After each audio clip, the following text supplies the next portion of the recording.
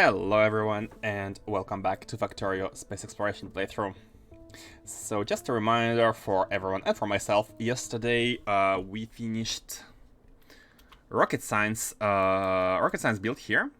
So today we can continue onwards towards the next build. And why not start with Astro Science?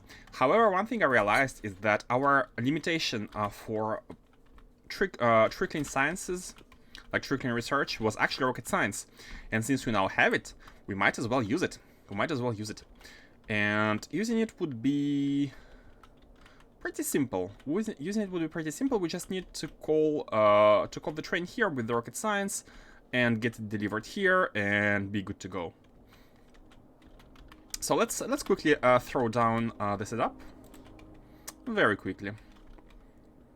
Where should we be calling the train? I'm gonna use the previous build here. No need to do anything special. I even wanna go rail spaghetti here. I wanna go rail spaghetti. So let's do it. Why not? So let's just do this. This is temporary again until we set up our science facility. I want to have a trickle of Astro Science working with the minimum build that we have, and maybe every other science. So, how are we gonna? Yeah, whatever. I think like only one train is gonna be here anyway. So, let's have this quickly dropped and not think about it anymore. Just so we can have a trickle of sciences going.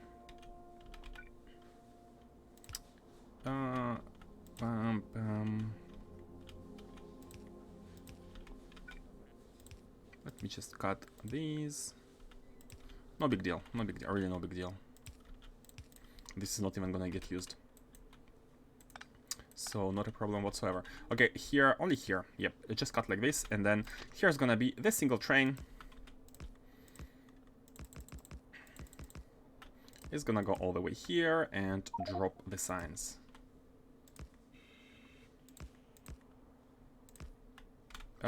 Hold on, this was a bit too far. This is the inbound rail, so let's do it like this. It can be stationed backwards. Which one was it? Let me do this. That's some spaghetti. Some completely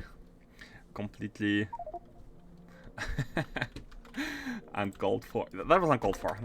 But it's okay. I think you know, we just need to do the research while we are using the time to build the proper station, the proper factory.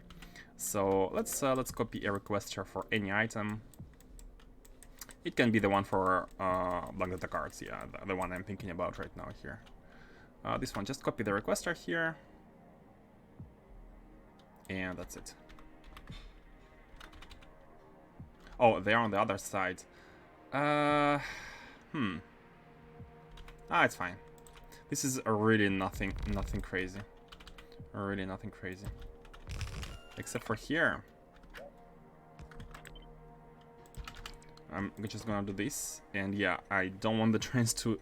And this one actually started moving. They started moving. They wanted to come here. So let me quickly send them back to their stations. To their stackers.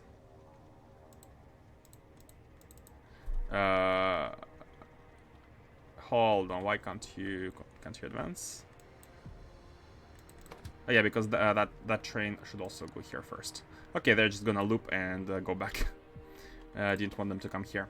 And this one is gonna be called Requester of Rocket Science. I cut it and I pasted it, so that allowed to not have it connected by the wires, so it's limited, it's set to 0. Trains are not gonna be coming to it. And oh, I didn't mean to build it. These are always infinitely used. Okay, rocket science. Ask for the rocket science, deliver rocket science. How much do we want here? Let's have only one train, because it's gonna be buffered. It's gonna be buffered anyways. It's gonna be buffered anyways. It has 200 stack size, so I think just one train amount is gonna be good enough. Anyway, it's gonna be only one train going, so no big deal. Okay. And should we place them? Yeah, let's place them on the left-hand side here. Oh, okay, let's not. Let's not. They are being balanced towards the top, which is okay, and we just need to make it a provider chest, and that's all. That's all we need to do, and we should be getting science. Oh, that's not all, because we need the train itself. This is gonna be this science. It's a provider chest, and this one's already requesting it, so it's fine. We just need a train to go on a cruise here. So let's put the train. This one is gonna be a bit special. It's not gonna be very complicated. Just we need to be fueling it. So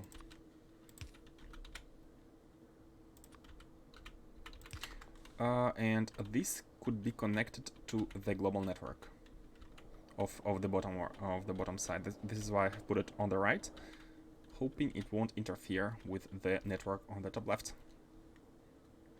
Oh, these ones. Okay, like this.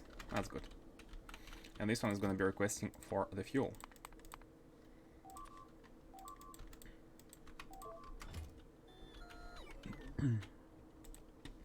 And now that we are done, let's also not call it with some good name.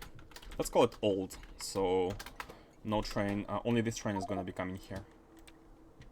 So it's gonna go to the rocket science provider until full, and come here until empty. Oh, that's a bit. That's not really very good. Simply because. Yeah, let's put a station in front of it, simply because that we need a stacker here. We need a stacker. If not, the train is gonna be stopped there, while this one is not empty, and we don't want the train to be stopped there. Oh, but no, hold on.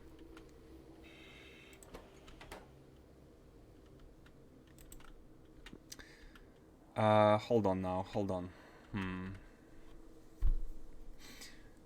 The idea would be to only send it here when to only send it grab the science.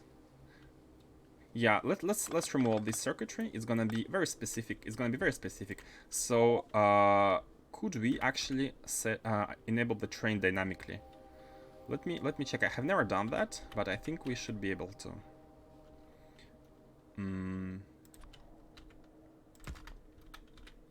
So how does that work? The idea here is to check when these chests are all empty. Only when these chests are empty, we are going to send the train and grab the science. So how does that work?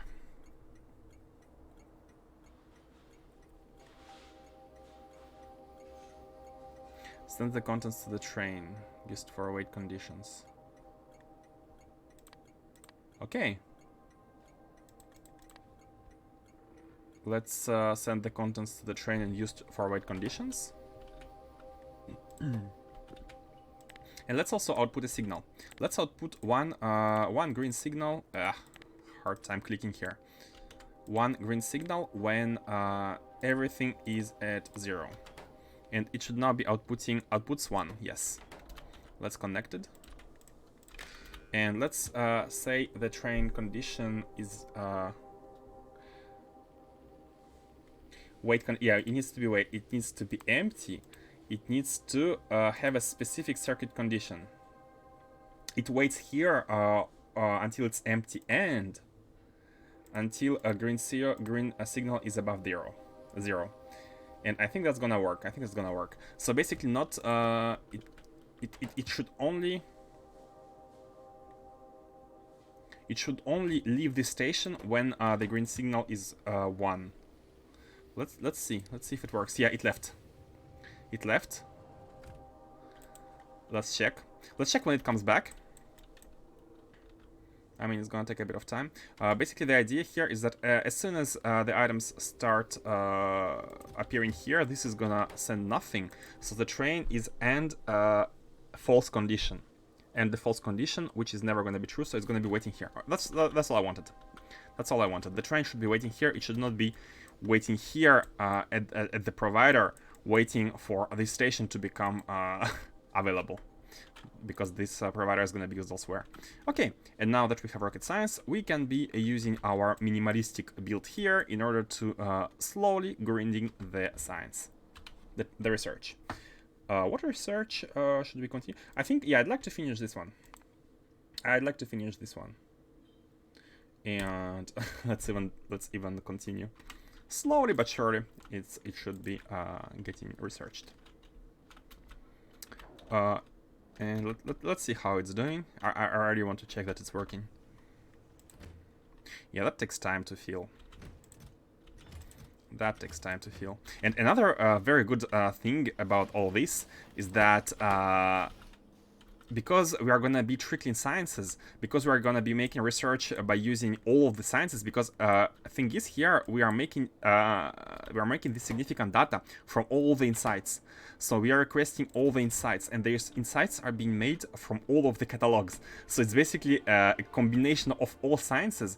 But since we are only doing Astro research, all of these cards are gonna go towards the Astro research here. But all sciences are going to be working, and that means we're going to be asking for a trickle of resources from Novice using this single rocket, and that's going to make sure that we receive every single item necessary for the Queen train here.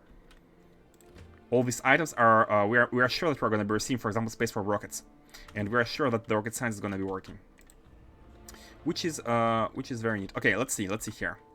So as soon as it drops. Oh, did you see the blinking? Circuit was green for a small split second, but now as soon as items appeared in the chest, it became not green. And because of the end condition, this is false right now. It should never leave the station, even when it's empty. And the tech should be going, yes, because this was the missing resource.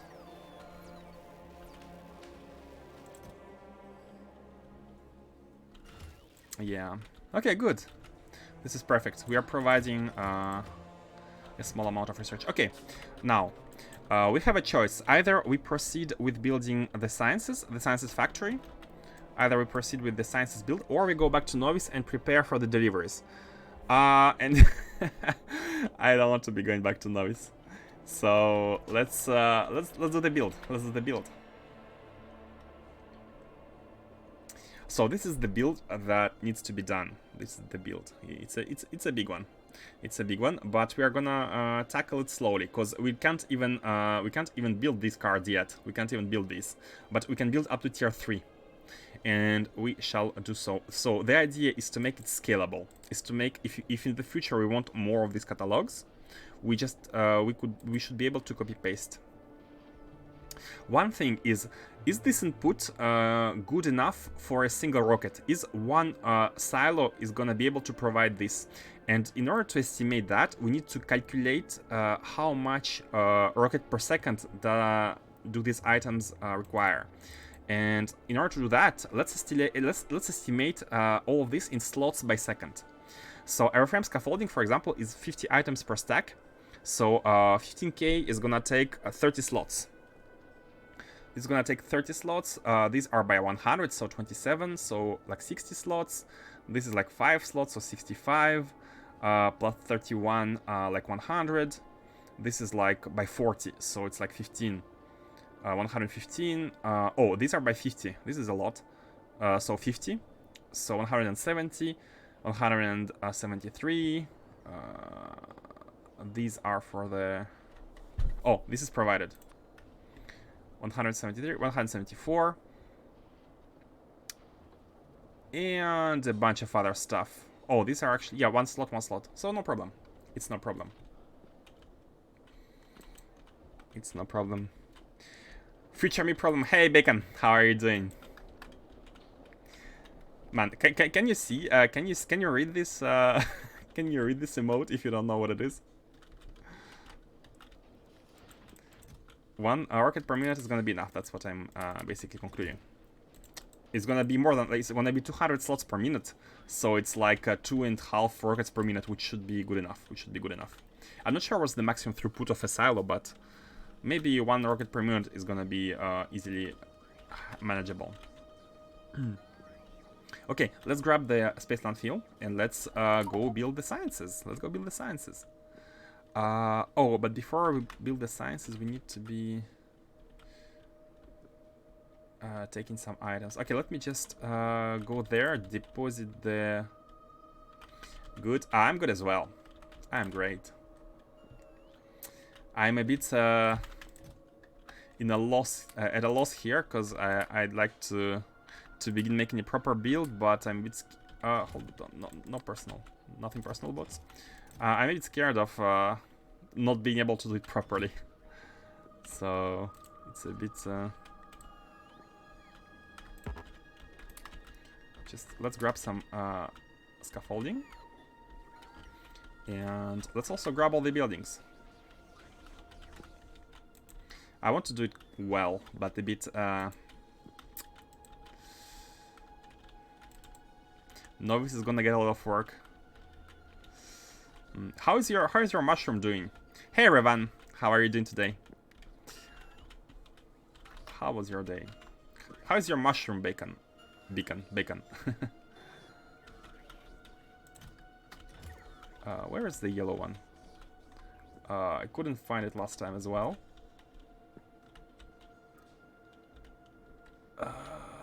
I can't see it. Oh, here is the last one. Okay, let's grab the computers.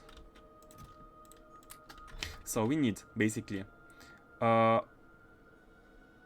24, 25, 32, 36 computers. We need 36 computers. I'm just gonna put that down.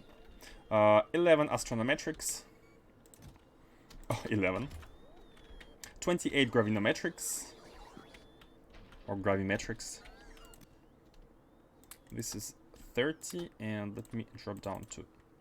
I'm gonna build, take all the buildings just in case and put them there. 18 particle colliders.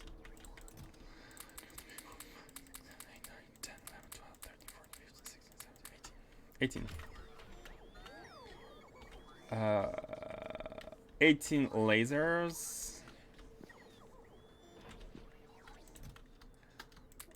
15, 18. Stole that. Oh, we need cargo rocket silo. Oh, this is not cargo rocket silo. I think it's probe rocket silo. It should be the same. Yeah, it should be the probe rocket silo. And it cannot be using the models, productivity models. Because it's probe data, right? So it makes sense that it's probe rocket. So probe rocket silo. Yes. Oh, more of these. So 8 and 8, 16 of these. 16 more of these. 15 and one more. 16. 24 of again, gravimetrics? Okay, 24.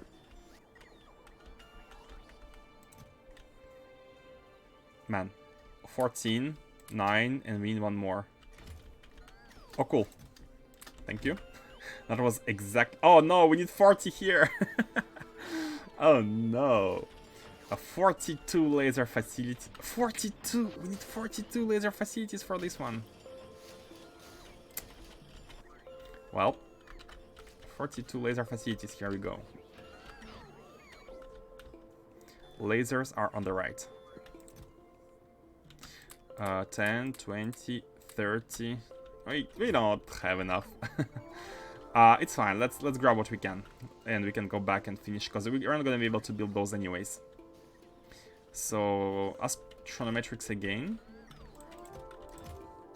Let's grab what we can. We can put this all in a chest and trying to use them when necessary. The telescopes. Telescopes should be somewhere. Definitely somewhere. I assure you that they are somewhere, but I don't know where. What are you? Oh, you are the fuel, but you are not necessary because we have a better fuel production now. Where are the telescopes? I think I have made them quite late. Astro Science was the last one, so they should be somewhere here. Oh, I'm blind. Okay, so we need 100 is not gonna be enough, or is it? 105, something like that. Yeah, let's grab them. 51 microwave. Is it even gonna be enough? 10 gigawatt. 51 microwave telescopes. Oh, we only have 40. We have like 40 here. 41. It's a bit too much. And blank observation frames are scary. Oh, not that scary. No, they don't require that many resources. Hey, Mars. How's your planet going?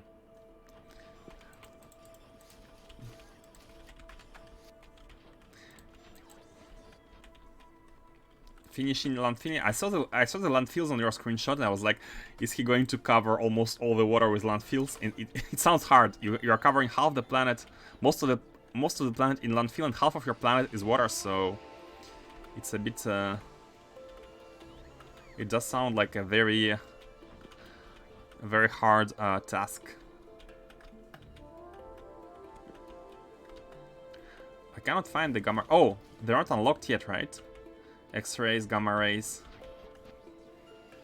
I can't even find X-rays. No, X-rays have been built. I kind of remember them being built. But man, I'm blind. I cannot find any building. Oh, here. Okay, these ones are the X-rays. How many blue ones? 6.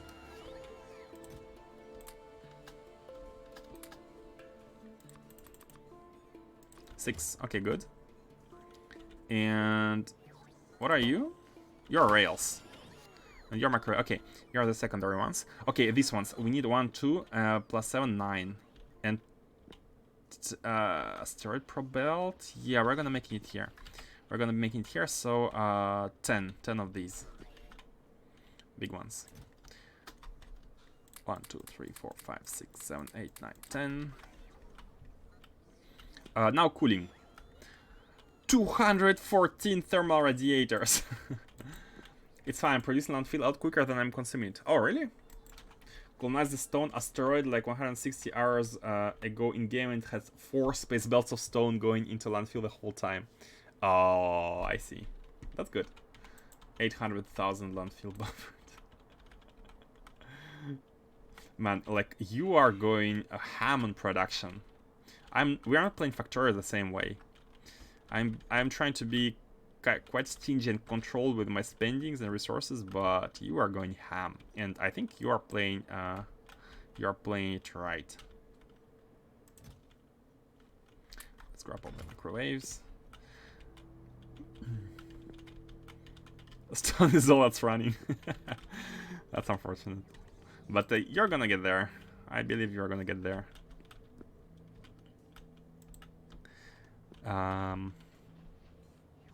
So here, making the build is actually quite tedious.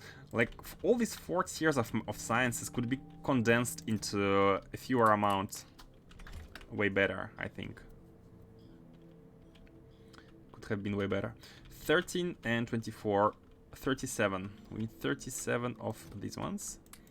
30 and 40. I was wondering why I had no iron. Apparently I had some inserters configured wrong and my volcanic core processing has been offline for 13 hours. Yeah. Imagine you need to be checking everything, that everything is running properly everywhere.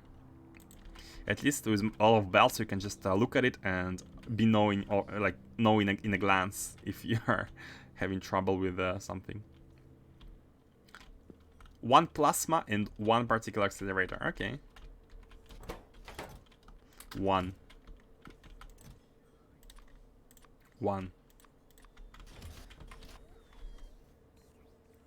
I think we are good. I mean, almost. We don't have some of the advanced telescopes and not all radio. Oh, hold on. 51 microwave and 48 radio, and I don't even think we have unlocked radio.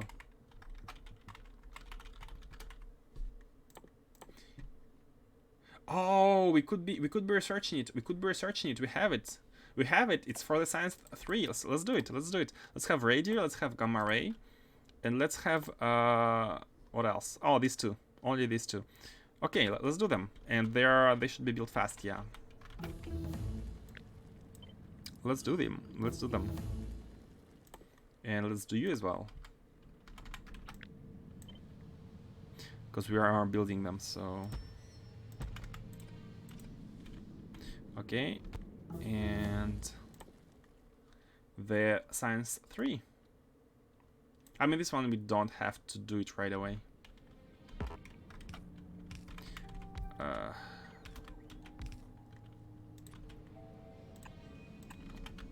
Okay, and these ones are gonna be the remaining buildings. So we need a gamma ray telescope, and we need a radio one. Oh, no, not you. A gamma ray telescope and... Oh, no, hold on. Oh, this is X-ray. Oh, this is gamma ray, yeah. And this one should be changed to be the radio telescope. Good. So now let's set the requests. Do we have everything? Kinda. We don't have the low density structures, unfortunately. But we kinda... oh, we don't have... we never had a radar as well.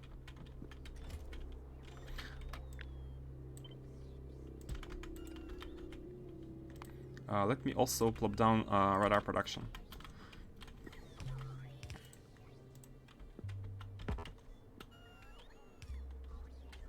And did they request a lot? No, they did not.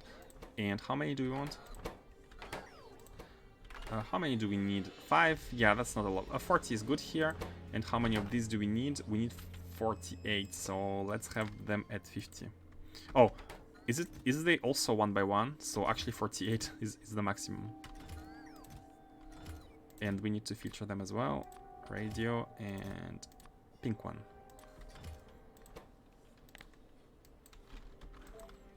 Okay. Hey, Kano. Recycling is done. Recycling is done. And it was done 2 days ago. The last stream, it was already done. My buffers are literally millions of items in size, so often I did not for a long time. Yeah, makes sense. It's hard. I've been shipping 8k science at a time to space. It's been struggling for blue science. For the last 3 shipments, I had to send them 1,000 short on blue science. Yesterday, found an uncapped buffer and Kara with 250,000 blue science backed up. Oh man, you are talking completely on a completely different scale. Yeah, look at this, Kano. This is the recycling facility. It's been done. Oh, except for the I never sent the blank data cards here yet, but they're not stacked up. We just need to connect these to blank data cards here, and it's gonna be done. Just some belts. And yeah, the facility is done, except for these rockets need to receive a destination. For now, they are not going anywhere. Once they are kind of full, we can be doing it.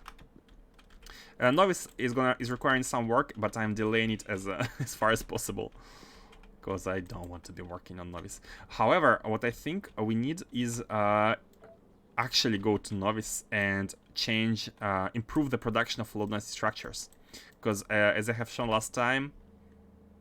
Oh no, hold on, they're fine. They're fine. So what's going on? We have low-density structures. Maybe we don't request enough of them, and the rocket is silent.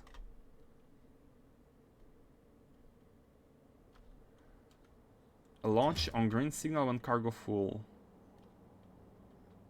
So hold on, how come the green signal is not? Oh, the rocket is backed up. Oh no! Oh no! Oh my goodness! The rocket is backed up. So why don't we have green signal? Hold on, who are you? You are blue signal equals 1, and here a blue signal equals 1 when.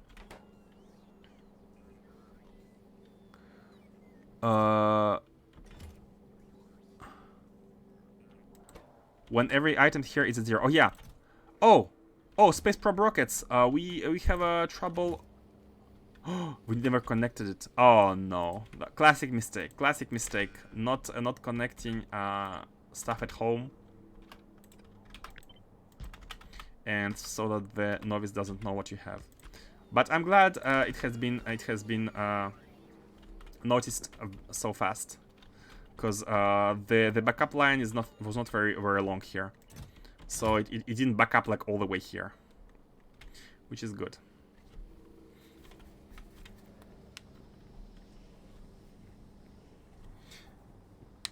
You say we're on different scales, but I've sent fewer than 500 rockets total. That's because you haven't, you don't have the, you don't have the full production online yet.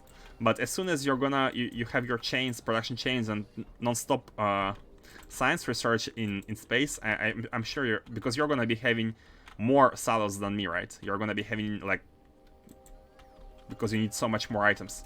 Like sushi rocket for you is not gonna cut it, so you're gonna be having different launch pads and with better automation, right? I just had an advance. I had what's the word? I started before, but you're gonna catch up.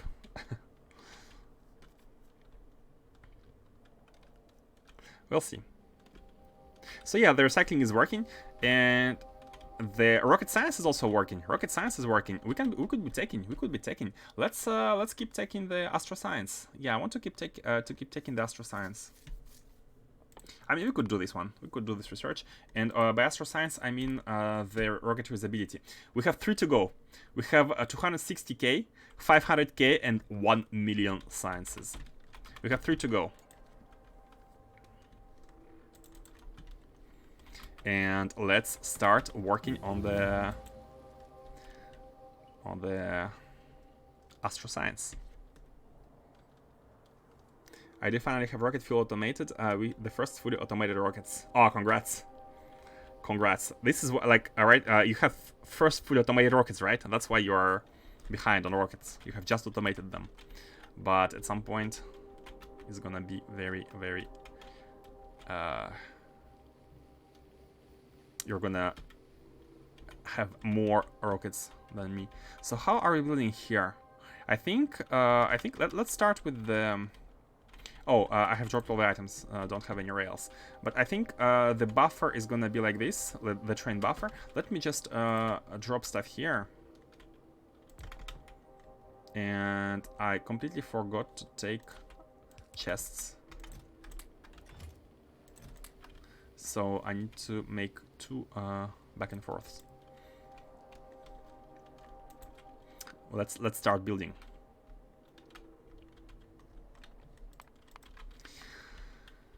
But some building amounts are a bit scary, especially like these ones, like 42 laser facilities. These are fine, like, but 50 microwave telescopes, they're huge. So the scale of tier 4 science is a bit scary. But for the first ones, it's not so bad.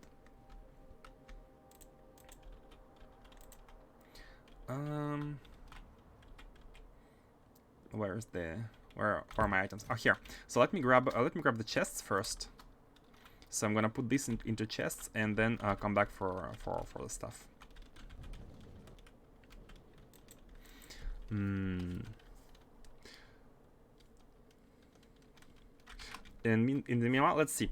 So we are gonna be having one rocket launching almost everything here, including the space rocket. Yes, including the space rocket.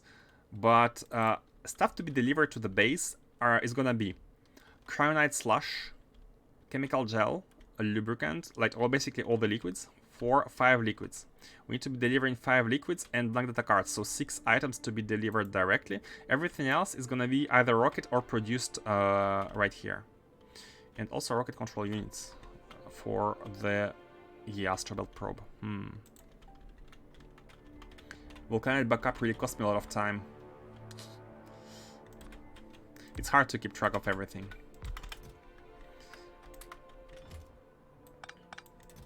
Let me drop building stuff here and take back whatever is normal. Okay, and now let's grab the items and we can start building.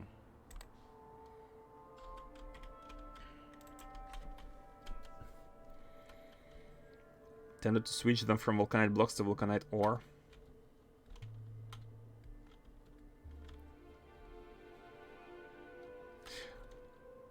What was the reason of the backup again?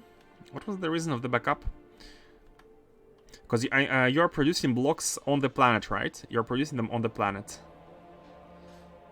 For me, I just crash the stuff on the planet, and everything else is being produced locally. On Novice, I mean. I'm delivering crushed vulcanite.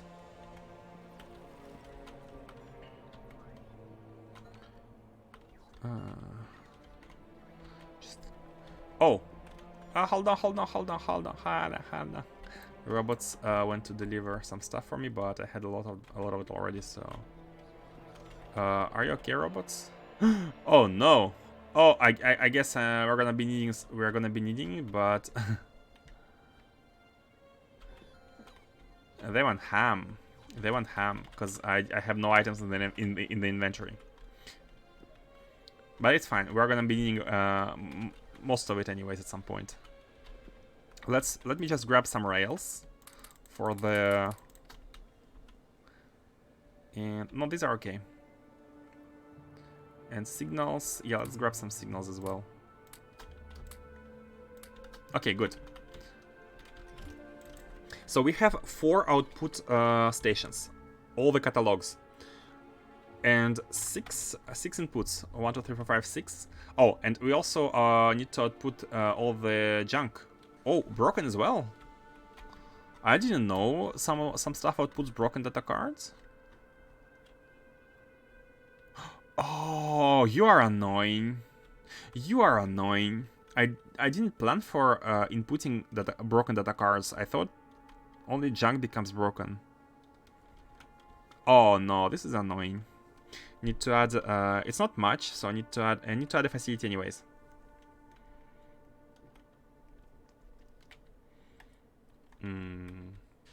Okay, so let's start building, and let's not be slow. Let's speedrun it. Oh yeah, guys, let's speedrun it. It's a speedrunning stream. And before, let's do it like this. So the trains are coming from here, and they can already be doing this. And let's copy any requester. I mean, provider would be better, but yeah, let's copy provider. Let's go copy from the Rocket Science. So here is gonna be a provider of the...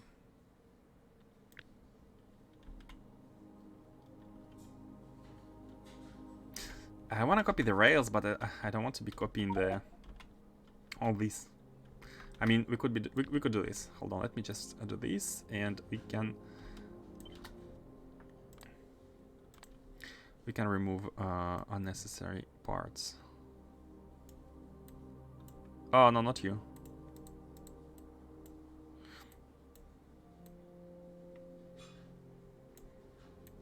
This station is also unnecessary. All this is unnecessary. Okay, kinda like this. Kinda like this. Can we remove the landfill from under here? No, you are... Let's remove this, but put you back. I can't remove landfill here, I think. It's not gray. Oh, it's fine. Remove it from underneath. And put back you. This could be kept. Okay, good. Create blueprint. Oh, if I press N mode to go back, we're gonna lose it. So I need to have it here. And this is gonna be a provider of catalogs, of science catalogs.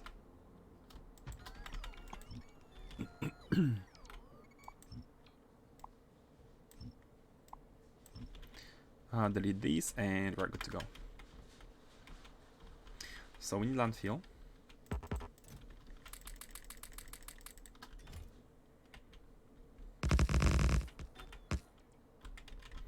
And copy it again. Ah.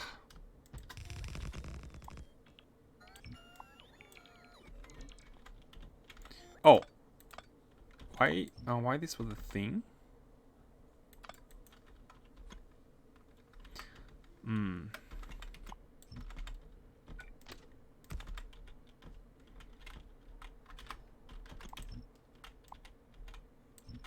Good morning, Fredo17C. What circuit settings do you have on your stations? The circuit settings here, there are two. Oh my god, I'm gonna be able to say it. The first one is determine how many trains we can ask to come to the station. Basically, it depends whether it's a requester or a provider.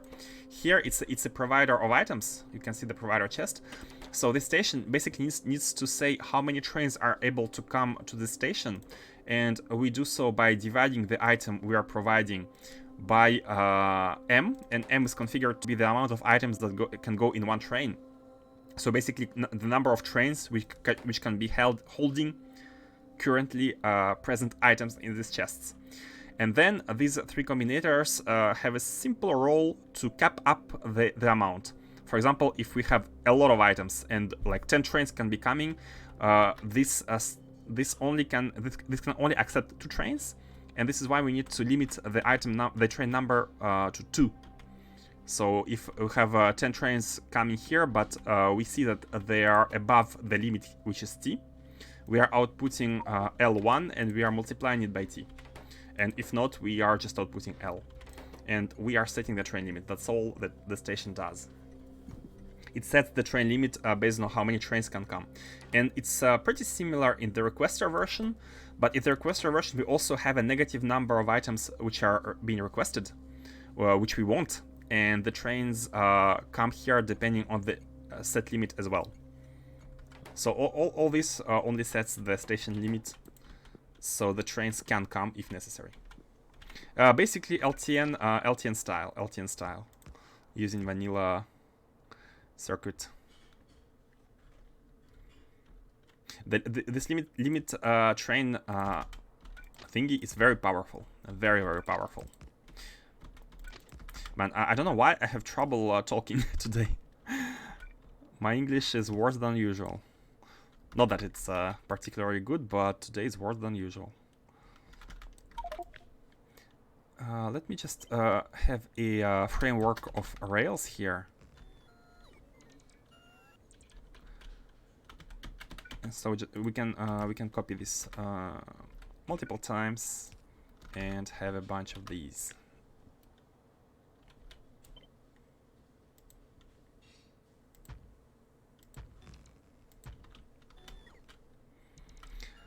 We need about 10 trains. About 10 trains. More than 10 trains. I'm gonna recheck the number, but...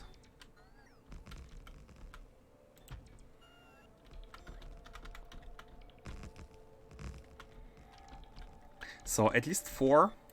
At least 4 should be the exports. No, even 7. Can I share my session blueprints? Oh, sure, of course. I'm sure it's going to be way better than the small setup here. And Mars is usually has very neat setups. Not sciences. We're outputting catalogs. So this one is going to be the output of the first catalog. And the catalogs, I believe they go by stack size of 50.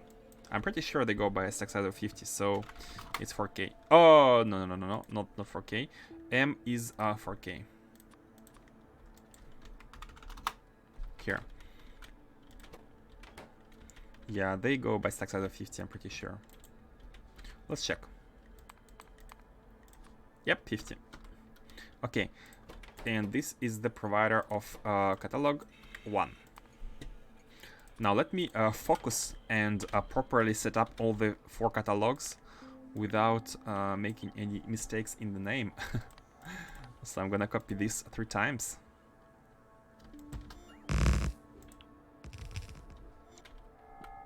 Oh, no more train stations, which should be easy to fix. I think I have a lot of plates in the inventory. Where are they? Train stations, come on. What is this case of blindness again? I couldn't find them. I couldn't find them at all. So this should be number 2. Man, I wish you could change all signals from one to another while copy pasting. But okay, good thing is that we need to only change them 2 times. One here and one here. And I think it had been copied. Yeah, this one.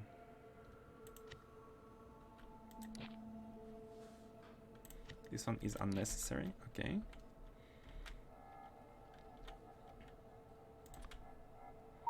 Let's actually like this. So this one is the number 3. This one is a number 3. And this one is number 4. Very nice thing about it is that we are gonna be easily copy pasting this train, all the train stations from one science to another. That's very, very neat. Like the first ones are usually the longest to design. By the way, do the other ones also output junk data cards? No, material science only outputs scrap and contaminated scrap. We need to be... oh yeah, they also output cosmic water. Astronomic science outputs the broken data card. Bioscience, it's not even properly set up here. Let me let me set it up. Can we easily remove everything? It's fine. It's a mouse clicking challenge. 235.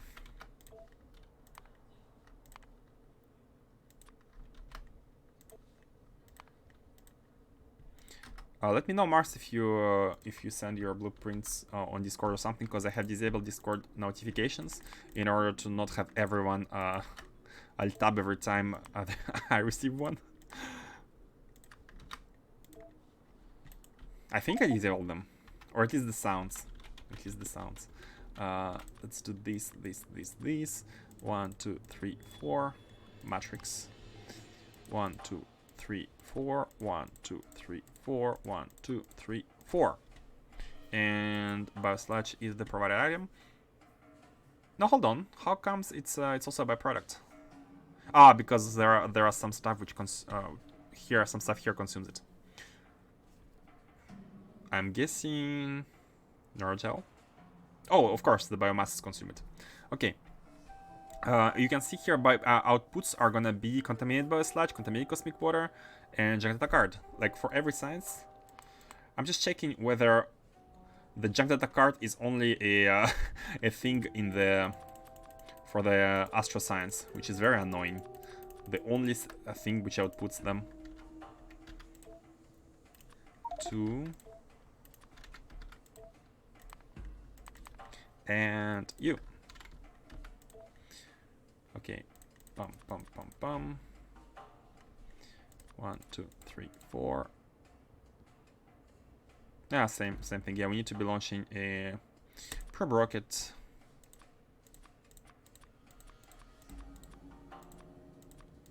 Four. Oh, did I? Yeah, I clicked.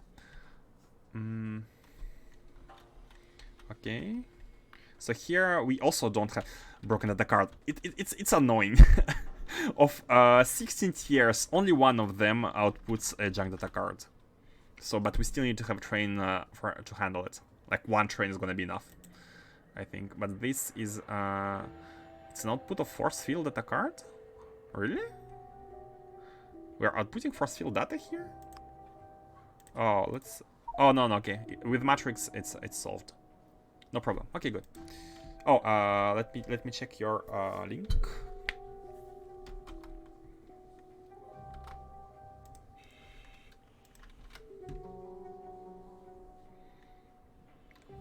Copy to clipboard.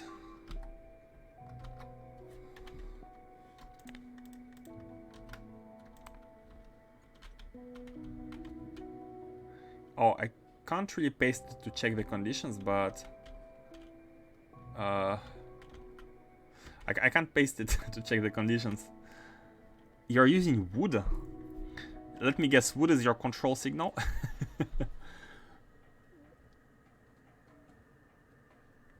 Yeah, without pasting it's hard to... Oh, is it a book? Is it a book? Ah, it's a book. It is a book, okay. So you have a bunch of stuff. Station base. and the landfill version. Yeah, basically it imports the... Do you have a version with space rails? No. This is for your planet. Lane unloader. I see. 3-lane unloader. I see. So depending on the... Hold on. What does it mean? 3-lane and 2-lane?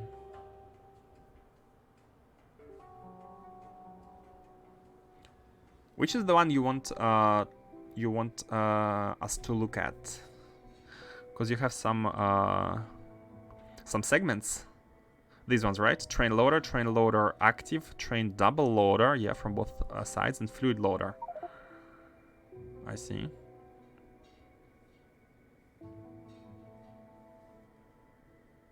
I might give you an advice on fluid loader. Do you want an advice on fluid loading? Like, this setup has one small problem, is that the flow between tanks is very low. So you need to be like having for example, if you have exactly the almost exactly the amount of liquid for one train, a train can come, but it won't get loaded fully, because some of the fluid is going to be in one tank, but some other tank is going to be empty, because the flow is really, really bad. Check the screenshot on the site.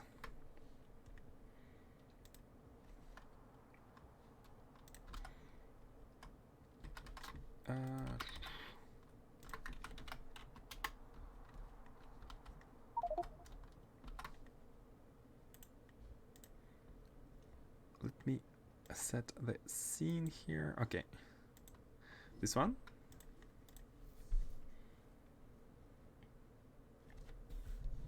That is neat looking. That is neat looking. So belts into chests into train. I almost have the same, except that I have the big chests. Spread the pumps along the fluid tanks. Ah, you put the pumps in front of the tanks.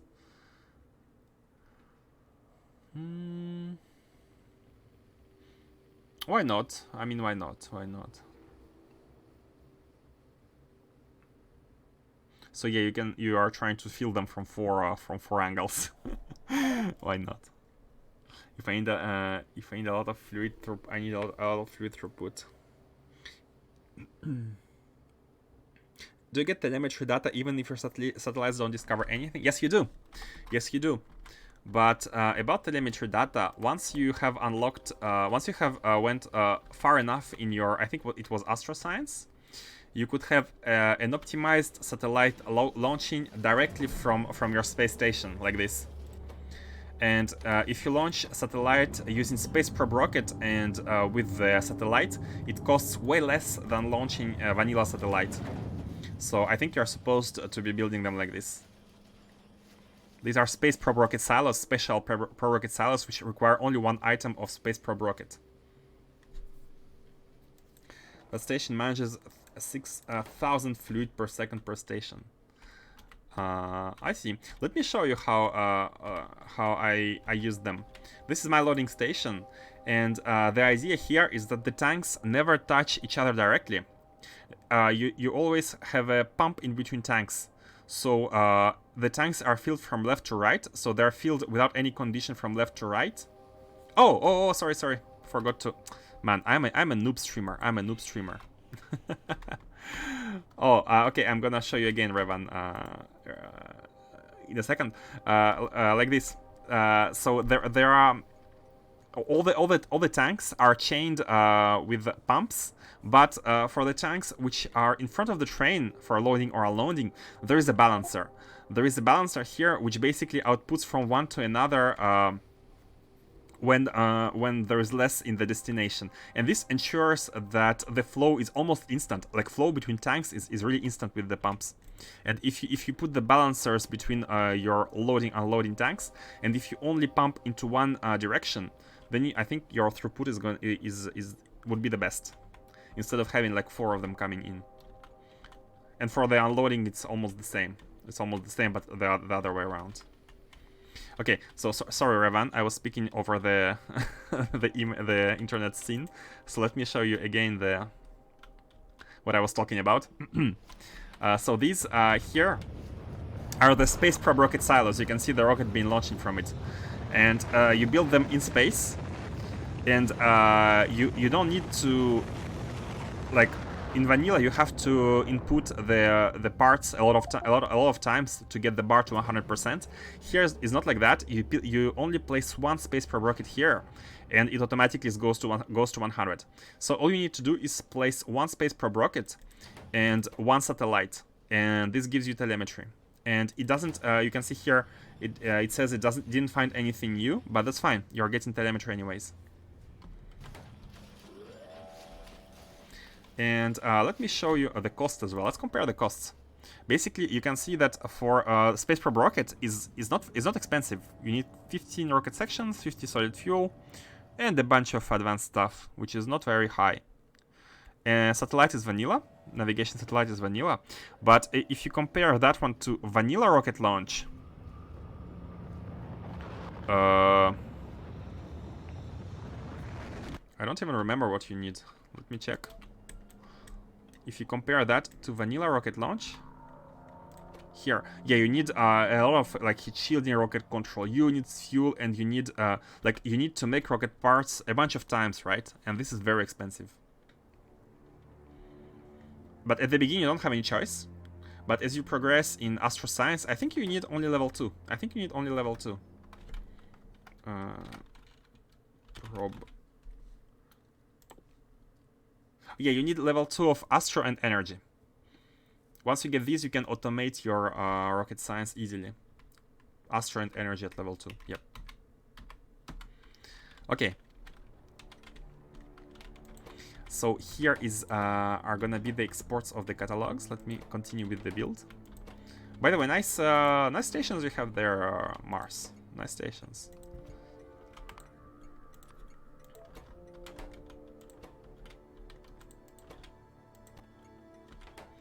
This one and these two. Okay, good. And M is every time 4K. Now we have done with the normal output. Let's go on with exporting the junk, the scrap. I'd like to have outputs first and inputs second. Makes it a bit more organized. Exports, imports. Basically, the train stations define the interface of the substation. To talk in software development terms, this is the interface. Almost like an API, inputs, outputs. Junk data card, scrap, and broken data card. Can we get rid of broken one? Can we transform it into scrappers? Yeah, I think I'm gonna do that. I'm just gonna transform the broken data card into scrap right in front of the scrap delivery, and we are gonna be yeah, like this. It's way better. It's way better. Just deliver scrap. Don't deliver junk data cards. It makes no sense to have a station just for one single data card. Let me grab them. Grab these.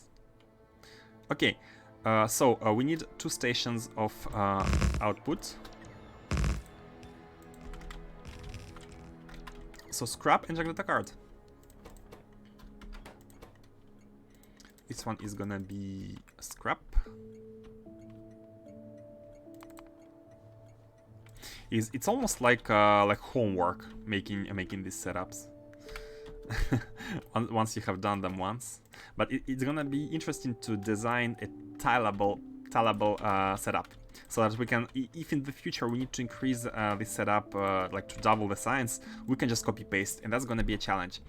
One thing to note is that I'm gonna try to not be using robots, because if we don't use robots, we can connect the whole factory to the global network and have the robots automatically scale it up if necessary.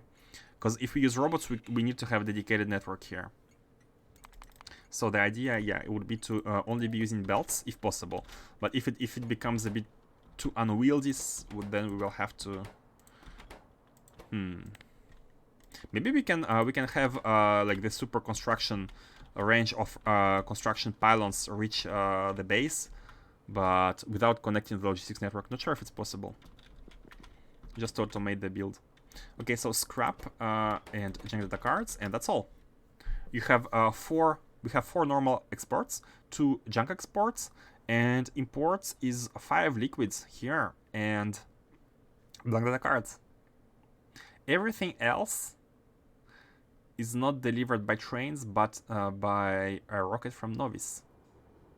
Yes, okay, let's have 6 imports. We can actually copy the blank data card from the rocket science.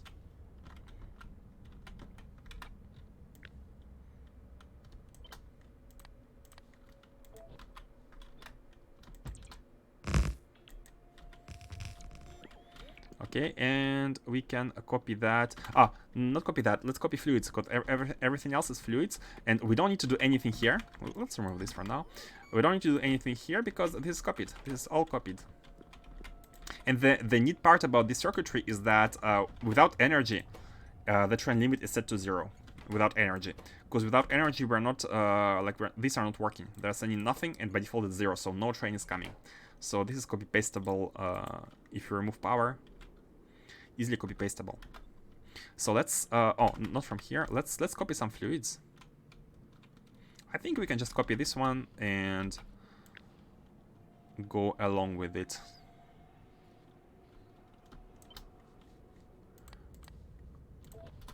And it's also oriented perfectly towards the bottom. Very cool.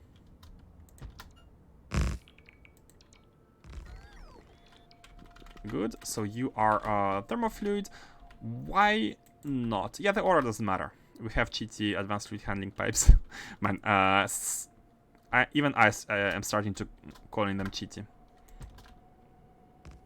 Let's grab some landfill.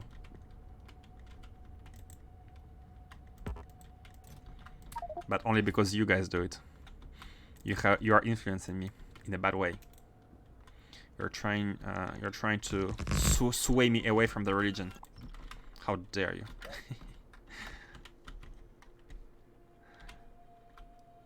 Where is it?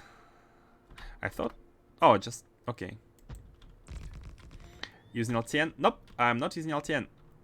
And how are you doing today, Wave Depletion? Welcome to the stream. Welcome back, I should say. And it's not LTN, it's vanilla, and it uses train limit setting, which makes it work almost like LTN.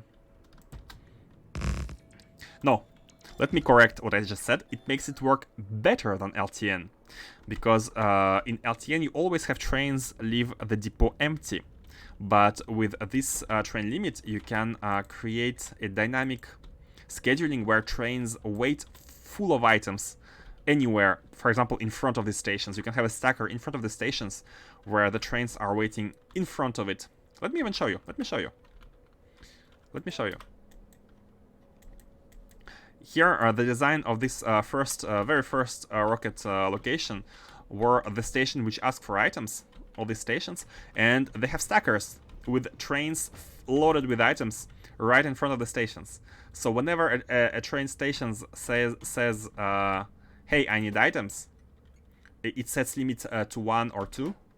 No, only 1 here actually. So this train just comes in, unloads, and goes somewhere fetching to fetch the plastic, and comes here again. Very dynamic, and I love it more than LTN, because in LTN you would need to have depots, and that's it's at the first glance it's easy, but as you have a complex like a lot of items, a lot of like huge base layouts, unless you use specific depots and a lot of different networks, because in LTN you can have network IDs, like for example have only one network for one subfactory. You can do it, but yeah, it's maybe a bit harder. Actually, maybe you can't, because they have to be at the depot, and they cannot be full. You still need to use some vanilla intermediate stations if you want, or is it even possible to combine LTN with vanilla? I'm not even sure. Okay, so let's have the cooling last. And let's have all the other items here. And let's go from the real items, because this one is also going to be used for cooling. So chemical gel, lubricant, and light oil. By the way, where are they used? Chemical gel lubricant. Oh, light oil is for the blank observation data frames. Observation frames. And lubricant is for the mirrors. Oh, this one's also in granite slash, which is fine. Okay, cool. Cool. This one is gonna be chemical gel. And we need how many? Well, minus 120k is good. I'm going with this, like about two trains load. 100 is 4 tanks, and 1 train is 2 tanks, and I have 5 tanks in order to have a small buffer in addition to the 2 trains buffer. And I think this amount is pretty good, considering the spacing between the providers and requesters. That's not correct order here. This one. Curious what are the circuits at the stations doing. It's fine. I can explain it. It's easy to explain. Basically, you can see. Let's explain with the solids. You have a green wire here, which is sending the amount of items in the combinator, which divides it by m, and m is configured to be the amount of items of this kind of item that one train can hold. So basically, this combinator says how many items can be provided by using a negative request of the item itself. So it says here basically 2 trains are provided, and then we are passing the information where it's negative, so we are multiplying by -1, and we are passing it into these combinators, which set the train limit, and they are necessary in order to cap the train limit to a certain maximum value, which we do not want to go beyond, because this segment can only accept 2 trains. The way it has been designed, 1 here and 1 here. So, for example, if we say we can accept 5 trains, we still want to limit them up to 2. You should make a 30-second Twitch clip and just click whatever this question comes up. Yeah, let's. Yeah, this could be a good idea, but it would also be a bit. What's the word? Like someone asks me, and I'm like, just check the clip. I don't want to be answering you. Check the clip. It doesn't sound really nice, right? So I can be practicing to explain it faster and faster, better and better. At some point, I'm gonna be knowing the script by heart. Yeah, sorry, web depletion, because literally like 20 minutes ago, someone asked about the same question, but it's fine. Feel free to ask. Feel free to ask. I'm not. Why is the 0 here? Oh, because I pressed escape. Fluids. Yeah, this one was light oil. I missed it. Can you explain again? Shut up. You guys.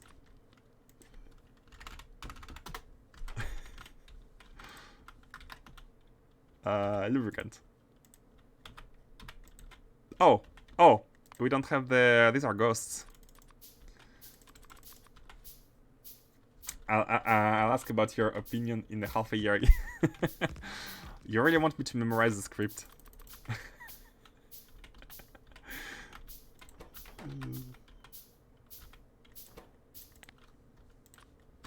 Lubricant and lubricant. Explain circuits again. By the way, guys, actually I did some work. If you want to get some of the setups which I've made some circuitry for during this playthrough, you can type !blueprints. It's gonna link you to a page which contains a bunch of blueprints which have been made for this base, including the stations, requester and provider stations. So if you're interested, I've made that for, because I think someone asked for a bunch of blueprints at some point, and I was like, okay, I'm gonna just plop them down, put them into a single location. So !blueprints.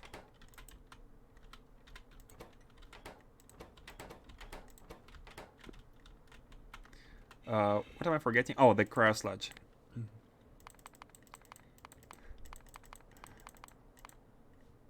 Cryosludge. Minus 120k. How are you doing, Chronic TV, by the way? How are you doing today? Make blueprints great again. And I hope this has no I hope this has no mistakes. I hope this has no mistakes. Good, thanks. I'm good as well. Thank you for asking. I am as good as you could be on Monday. It's inversely proportional of how good I am on Friday. But it's all good. It's all good. Just need to take it slow. Wait until the work ends and start playing Factorio, which is always an exciting moment of my day.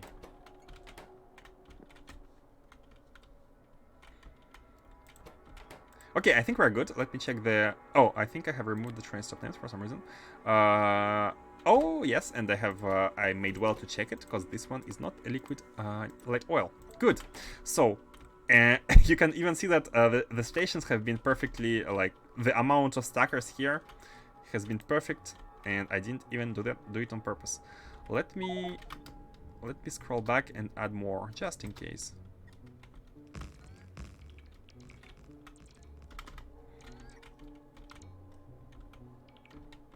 Oh, you're not copied? Okay. Okay. I think it's good. I think it's all good. Now, if we connect power, the trains should already be coming in and delivering liquid items because we have them provided. I have done the dirty work first, setting up all the refinery and whatnot. So this is now working, and I think we should be adding the... Yeah, let's be adding the power. I think it's 3x3. Yeah, if you go 3 tiles from the top, you can also go 3 tiles from the bottom. So this way you can surround your. If you have this also the trains like three locomotive plus 2 cargo wagon trains, you can have 2 of them here, and this is a perfect distance for the pylons. We don't have to put them in between, which is not a big problem, but it looks nicer. Okay, and as you can see, some trains should be coming. And as you can see, no one is coming.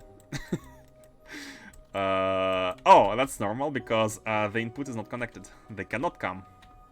It's technically impossible for them to come. Oh, that's a mistake.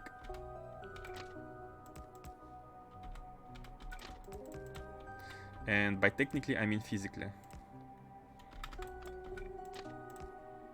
Okay, and now they should be coming. Yep, 1, 2, 3. Oh? Why are you here? Did I forget a signal?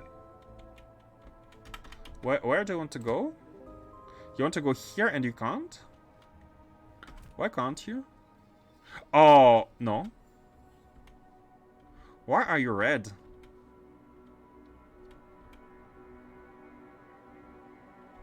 Hold on a second. Hold on a second. Why are you red? You should be green. Everything here is green. Like, there are signals everywhere here. Why are you red? Is it... Are they...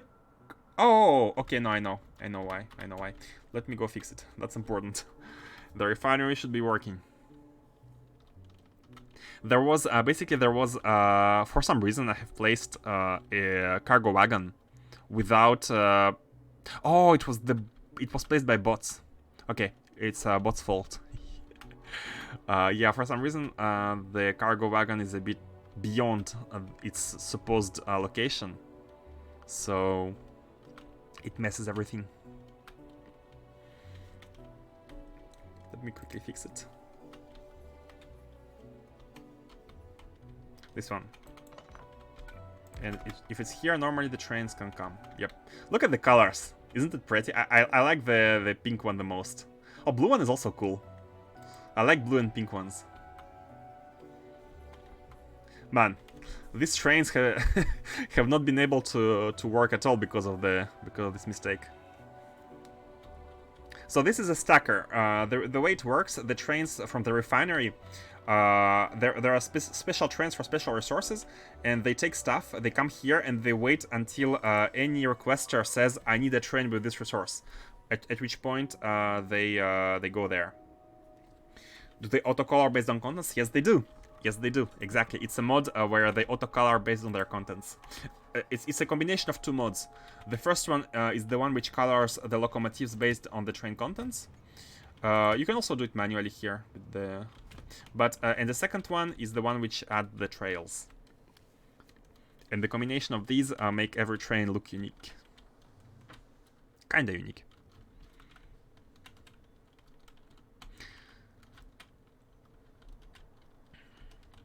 It's pretty visual because it doesn't even help. It doesn't matter. Like if I look at the trains, it doesn't even matter. It's just pretty. It's just pretty. You manually paint. I think trails do tank your UPS at some like after I have installed this mod.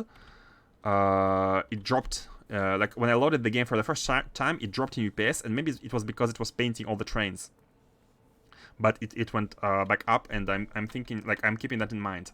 Maybe at some point, I'm like, if we drop, like, if you have 500 trains and they have, not even the painting, I think it was the trails.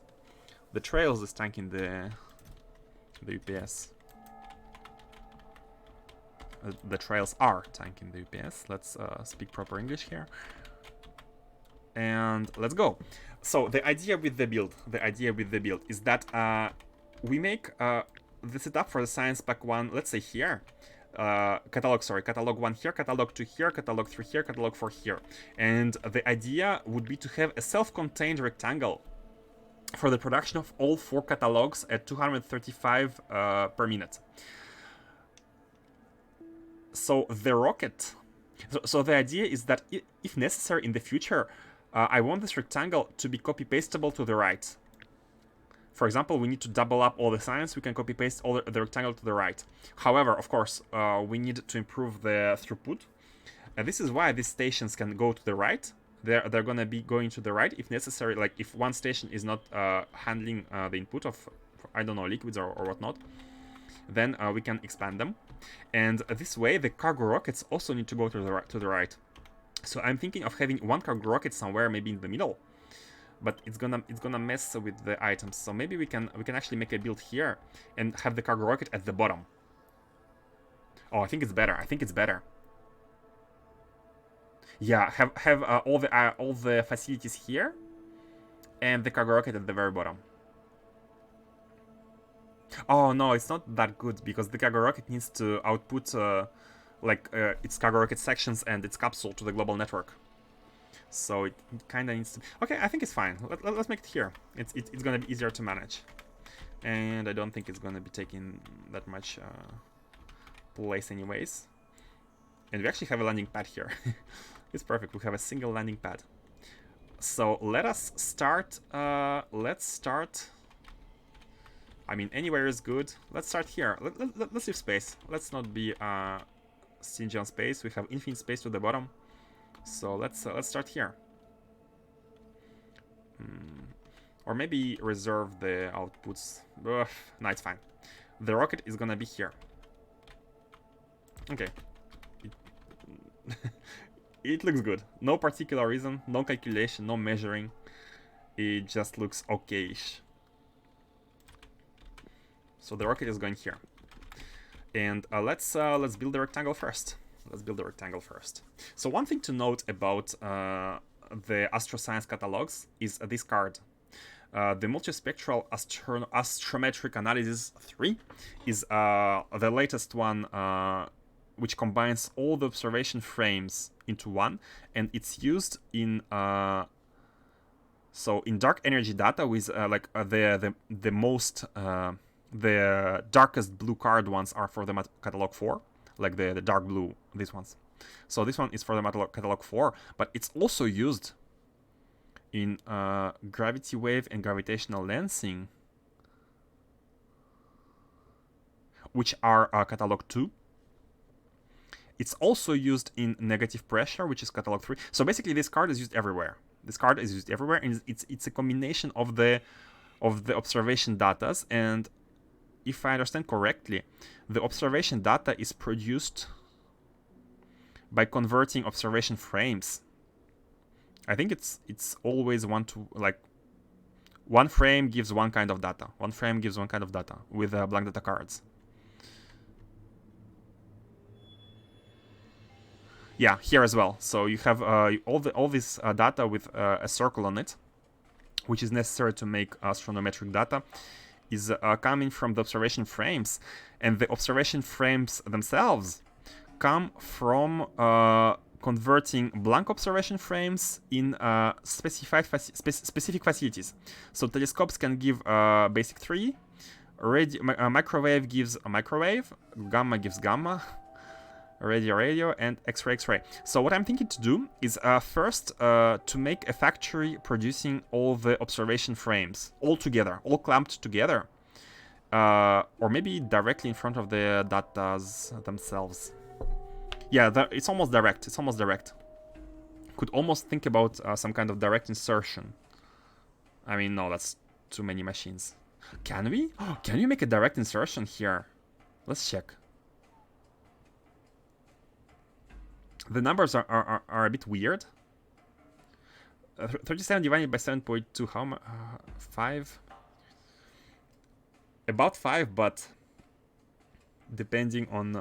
like here is more than 5, right? Here is more than 5. Okay, we don't need to have a direct insertion.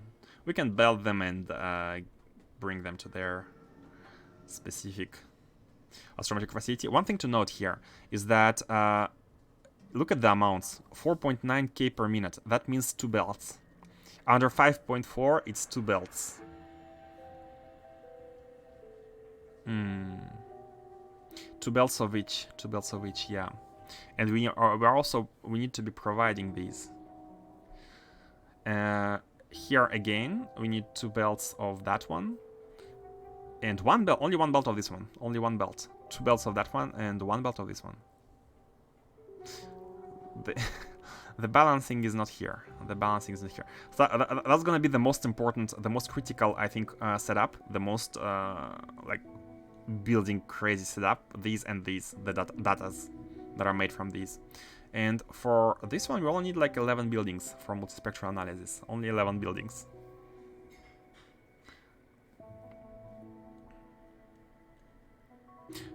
Sorry, I'm thinking a bit for now. Should we make other items first? It doesn't really matter. Oh, this matters. This matters. So we have 7 space manufacturers producing the observation frames, and of course, they're not going to be located all together. They're going to be located in front of their respective facilities. So I think we need to break down. For example, these, right? 33 telescopes. How much space manufacturers are they going to require? We need to break them down. Yeah, it's a bit annoying. 1, 2, 3, 4, 5, and kinda 6. Like these 2 are needed in small quantities. And we need 7 of these.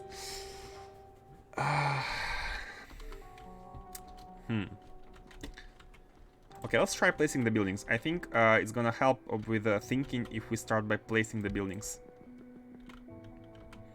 And let's have landfill. We can optimize the landfilling later, and let's be placing the buildings. Optimize when we have it. And oh no, we're not out of landfill, which is good. Let's start here. Let's start here. Why not? And also, we need to be thinking about the cooling, because the cooling is actually pretty intense. The cooling is pretty intense. I'm wondering if this can be provided by one single lane. I don't. I think no. I think no. So maybe we need to break down cooling into segments, like let's say one cooling for these, one cooling for these. Which ones required the most? Like 36K, 28K, like these ones are heavy. These ones are cooling heavy. But a problem is I have no idea of how much, up to how much one single underground belt can handle.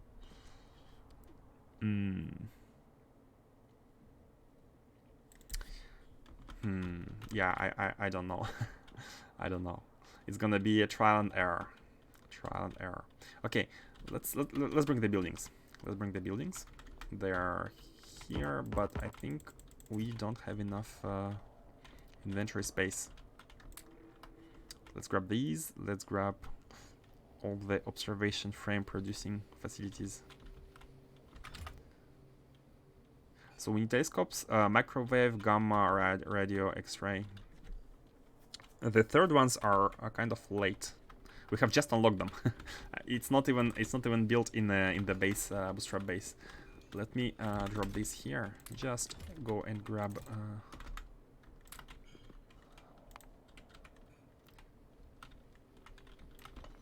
These. Move them closer. And let's work on the build.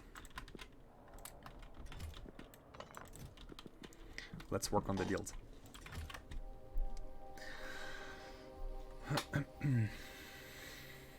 So one of you, how many observation frames one of you provides?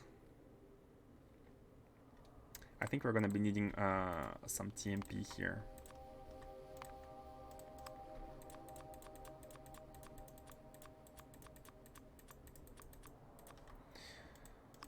One.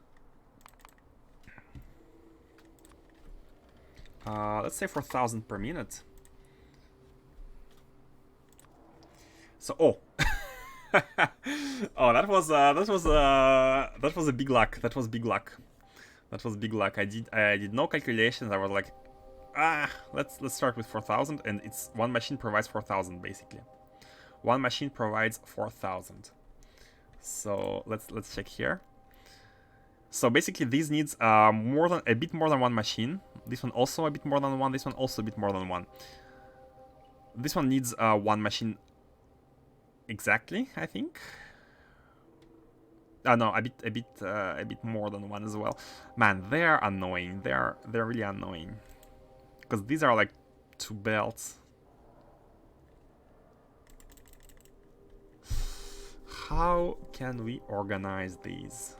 How can we organize them? It almost means that we need to have 2 rows of telescopes for each of them. So let's see. Let's start building. Yeah, let's start building. Let's see. Imagine we have 2 rows. 1, 2, 3, 4. And imagine the black data frames come in from the middle here. Imagine they come in from the middle. And these are all using the same, creating the same observation frame.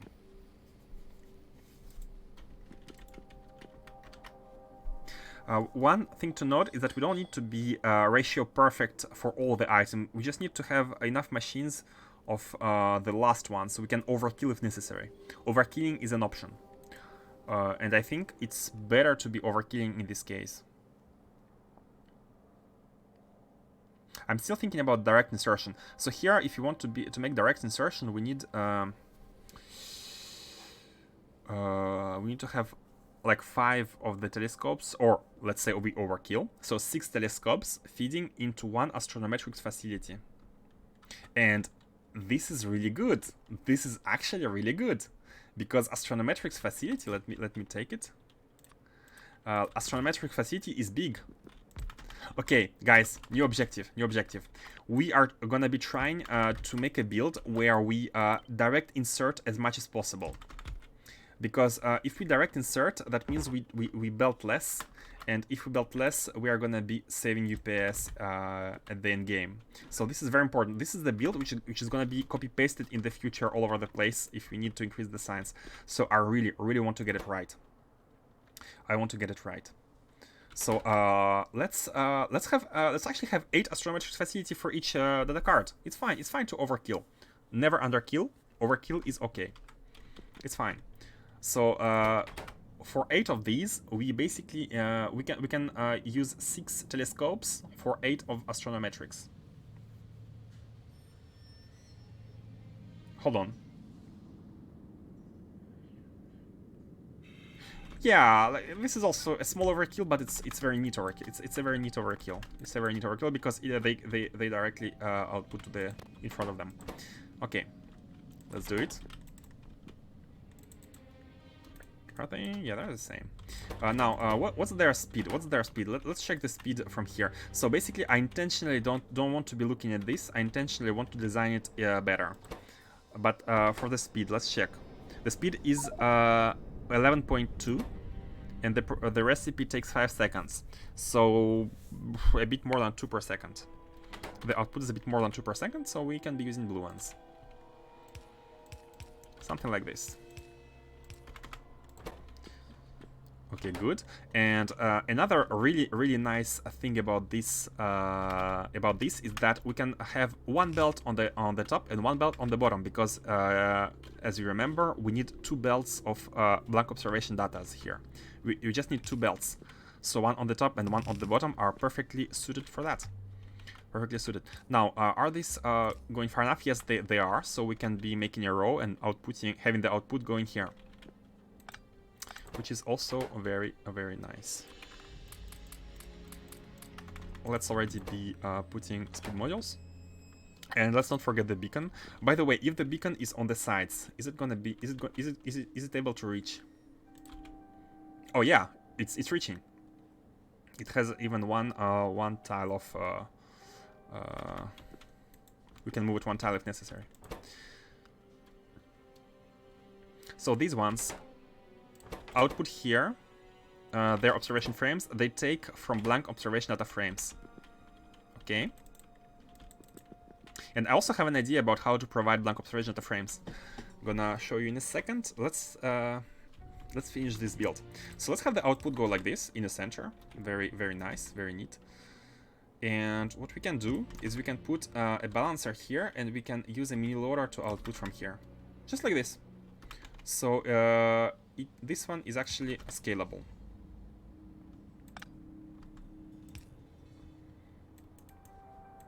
This is a very scalable build, which is ratio good. Not ratio perfect because we are overkilling, but it's ratio good. It's a new term. It's ratio acceptable. Oh, but we are also outputting junk. By the way, what's the output of the data? Oh, the output is really low. Like the frames are in high quantities, but the data itself is really low. If you combine all of these, you have less than one full belt. Less than one belt. So this is good. We can actually filter at the end. And let's not forget the input as well, because we need to input blank data cards here. And that can be done like this.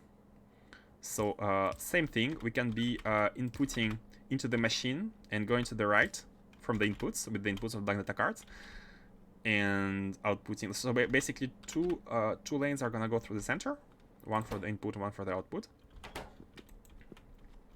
And I think this is very nice. I think this is a very nice tile. It's a very optimized tile because of the direct insertion. Let's now place the... Let's also be smarter about the rotations, because they automatically rotate the other direction, like this. Okay. And, oh, sorry. Okay. And let's grab the frames. Yeah, it's one frame to one frame, so it's fine to be using blue ones. Now, I'm a bit annoyed about frames being belted, considering how high quantities there are in. But another solution would be like this. Another solution, which is actually EPS friendlier than belting, would be to do this. Let me show you. We can overkill with the space manufacturers. We could be overkilling with the space manufacturers, and considering there's another line at the bottom, we can be putting a lot of space manufacturers, way more than necessary, but we can be benefiting from the direct insertion. What do you think about that? Of course, use beryllium. What do you think about that? We need to be belting resources somewhere, So I think we need to have maybe like maybe use red ones. Oh. Maybe use red ones. So red ones transfer 2 every rotation, and they rotate a bit faster than once a second. And as we have calculated, we need about 2 and something per second. So I think it's gonna be perfectly suitable. You can see the rotation is 435 degrees per second, which is a bit faster than 2 items per second. And I think the difference is almost matching the amount of the resources which are needed. And because we are overkilling, even if this difference is not good enough, which it should not be, we are still good. We are still good. And this allows us to have a belt here, a belt of the resources on one side of it, and a belt on the other side. So we can actually be having 4 different resources, but we only need 3 liquid ones, 3 solid ones and 1 liquid. Now, is this stylable? No, this is not, because these are a bit, which is okay. We can just put one here and be good. And now this is stylable because they connect with each other. Yes. What do you think about overkilling with the with this machine? I think it's better. Like, the less we belt, the better it is. The more direct insertion there is, the better. One problem is that we're gonna be needing a lot of the space manufacturers, but a counter problem, which is like the good point about it, is that we can be removing the modules from them. We can be removing all the modules, because we are gonna be having more than 11 anyways. How about that? I think it's good. I think it's good. So again, here, same song. Let's do this. Invert it. Oh, not this inversion, this one. And put it like this. Looking good to me.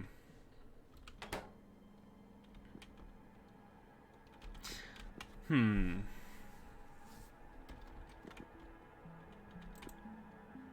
even the size is perfect. Like, the tile size is perfect. Like, they're all touching the limits, so it's very easy to scale it. It's very easy to scale. I think I'm done. I think this is done.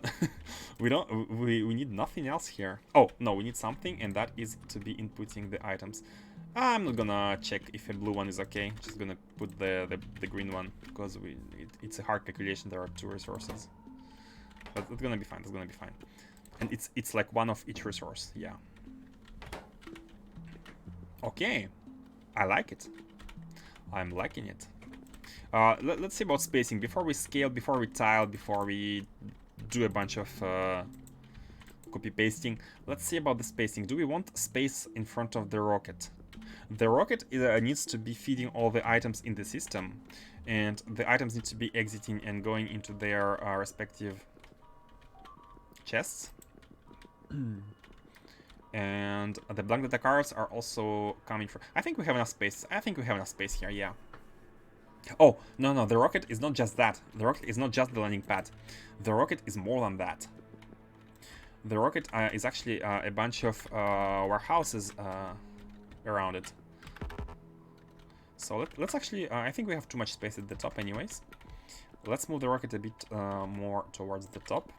And copy the rocket setup from elsewhere.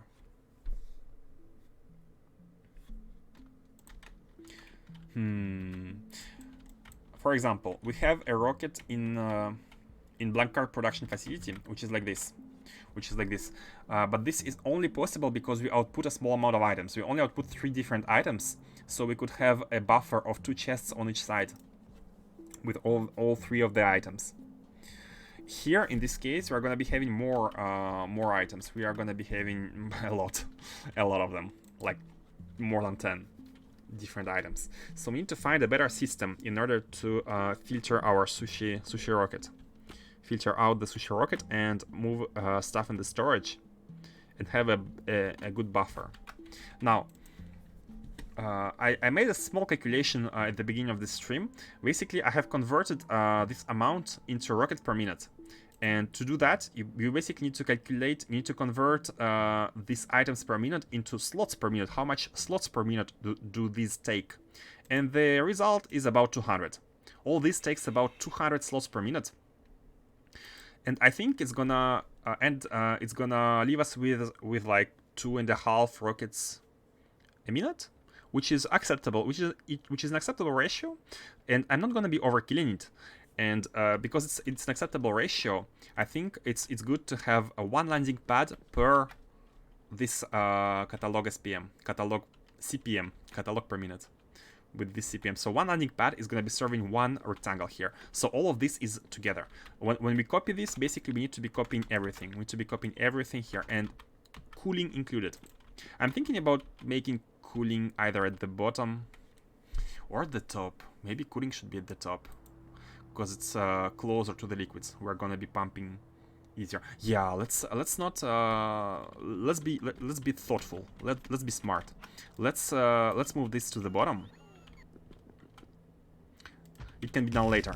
I think we need to start with cooling actually, because cooling is a lot of machines.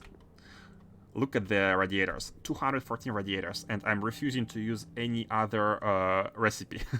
I'm refusing to use the normal one and the fast one. I want to be saving as much thermofluid as possible, because again, space is infinite. Buildings is only an initial investment, and we are only worried about continuous functioning. So 200 radiators, but we need to split them up. And as I said, I don't know how much fluid per minute is able to be handled by like one underground belt, right? I really don't know. And because of that, it's gonna be completely empirical. So maybe what we need to do is actually like making some build which we can cut if necessary into different cooling lines. Yeah, I want to be able to cut these. So first, let's see about the supercooled thermofluid. Supercooled is how much of it per minute do we need? We need 37k, like 38k. Let's say 38k or more. Even more.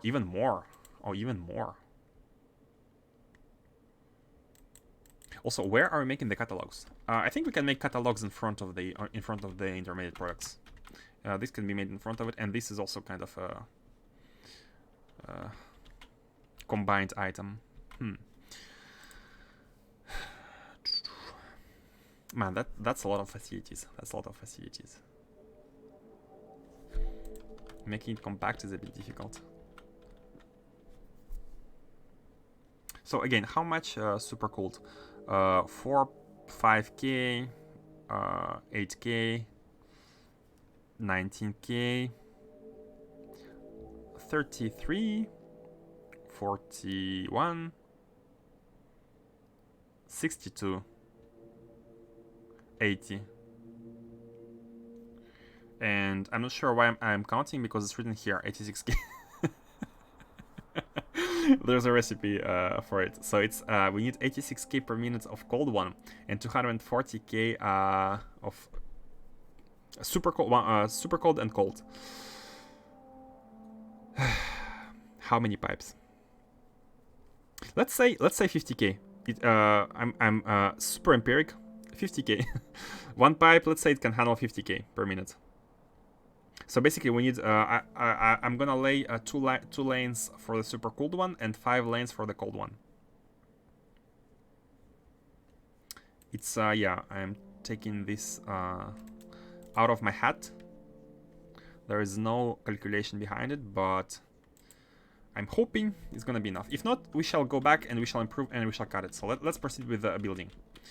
Yeah, I'm As you have noticed, I'm a cautious person usually. I try to, when I try to build something, I try to make sure that I'm building something right, but especially since it's like a final build that I want to be, I want to make it right. I want to make it good.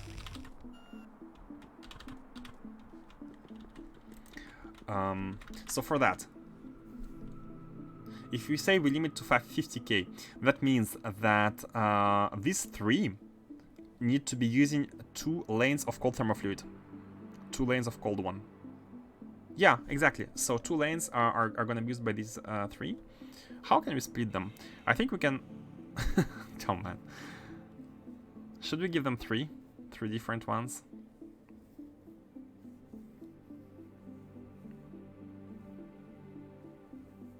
Should we give them 3? Should we have like 1 cooling for each of the bigger amounts? I think it's kind of better. Yeah. Yeah. I think I'm gonna do this, and this way we can avoid any future problem by just having separate cooling. So basically, there's gonna be cooling for this for these, and let's see TMP. Let's see about this data card. Oh, by the way, we shall see it. Okay, but data card, and it's gonna be... Which one was that? Visible one? And I think it was 40k, right? Oh, no, not the data cards.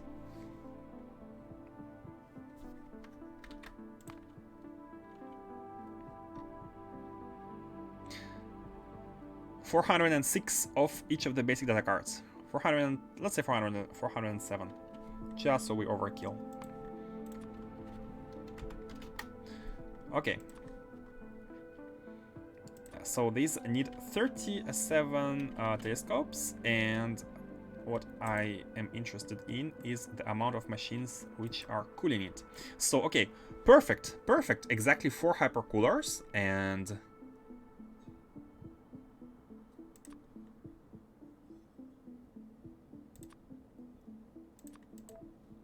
and 37 thermal radiators. Let's design a block. Let's try to design a compact block with for all of this. So 4 hypercoolers.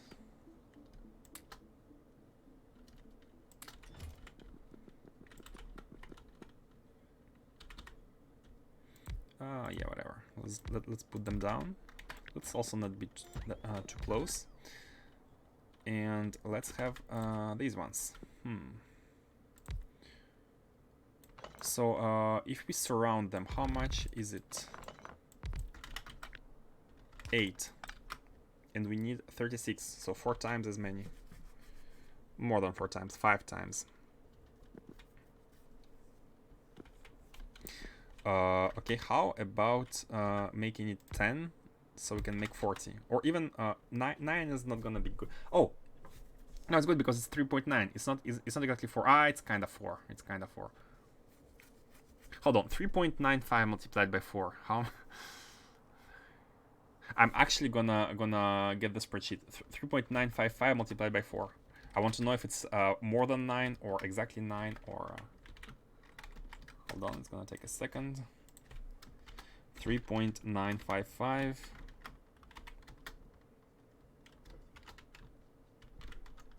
multiplied by 4. No, not multiplied by 4. 3.955 multiplied by 9, actually. Multiplied by 9 is 35.59. So 36, which is perfect. So we can divide 36 by 4, and it's 9. So we can have a row of 9.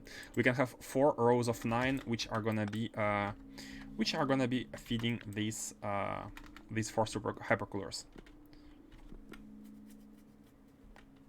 Yeah, it's not multiplied by 4. I made a mistake. It's multiplied by 9. I want to see whether if we multiply exactly this amount by 9, we are below 36.0 or above. And we are below.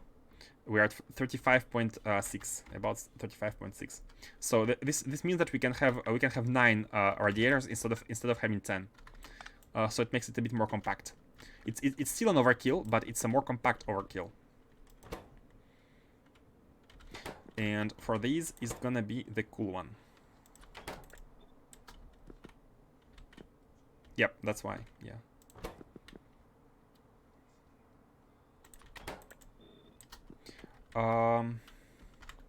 So what we could do, we could have,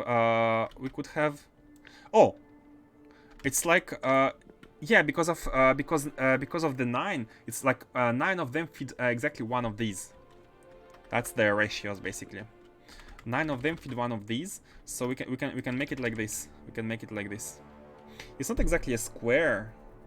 No, let's not do it. Let's not do it. Let's have them in a square. I'd like a square layout, but we can connect these to this one, and etc. etc. If we do this, now they need to be oriented in the same direction. If not, it's a bit of a mess. Let's do it like this. All oriented toward the left for the outputs. And we need more spacing, of course. 1, 2, 3, 1, 2, 1. Okay, and now I'm gonna be very grateful for having advanced fluid handling, which you should always be grateful for whatever you have in your lives, guys. And advanced fluid handling should be one of such things. And it's actually perfect because like the row of 9 of these is almost the same size as the row 4 of these with 2 tiles wide. My first burner nuclear power plant is online. Congrats! You are burning nuclear power, right? Oh my god. Congrats.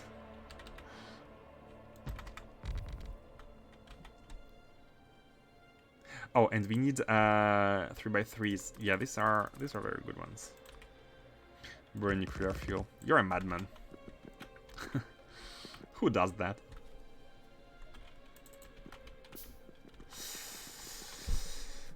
So one thing about cooling here is that we are going to be having this kind of setup multiple times throughout the factory, which is okay, which is actually very good, which is very okay. Maybe I should have not connected these. By the way, no lubricant, no chemical gel, and no light oil. Let me check.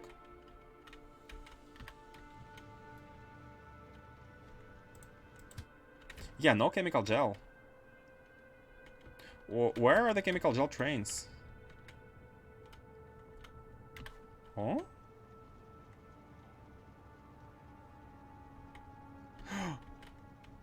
Oh no! Did we overshoot?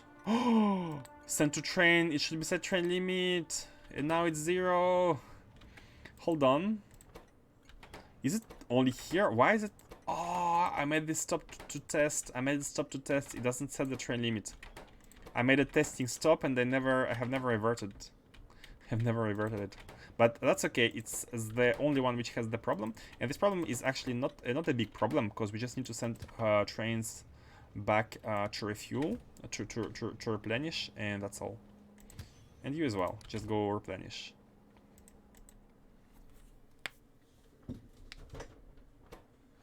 Produces 9,000 pollution per minute.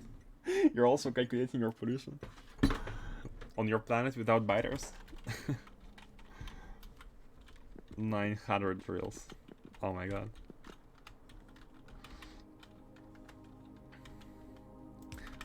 So let me do this properly. These two are gonna be from looking at the bottom, and these are gonna be looking at the top. And these from the bottom are first one is gonna be maybe one of these. Second one is gonna be one of these. First one is gonna be one of these. So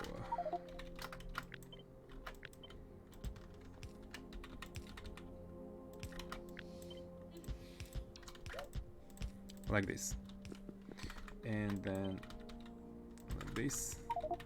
Okay, these are all connected, and they're all pointing into this one. Now these should be all connected and pointing into the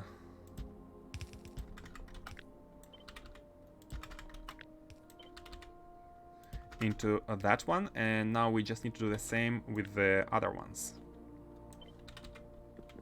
And before we do that, oh, hold on, that was a mistake.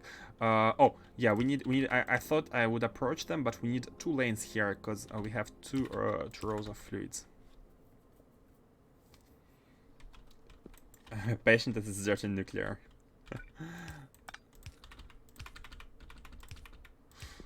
But why are you doing that? I haven't. I don't think I still understand why not use nuclear properly.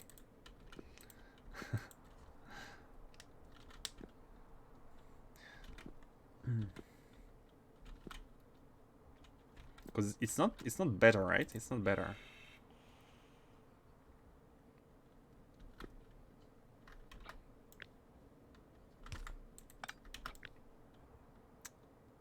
Okay, but again, why not using nuclear properly, even if it's for the outpost?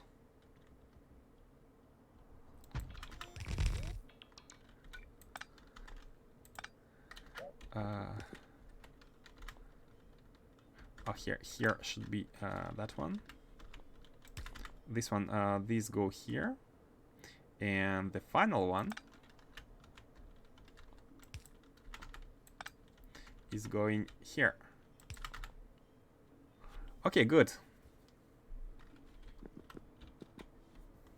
Too far from the sun for solar, don't have reliable granite for ice production. No, what I mean is why not use nuclear, like normal turbines and nuclear reactors? Why do you have to go through burning nuclear?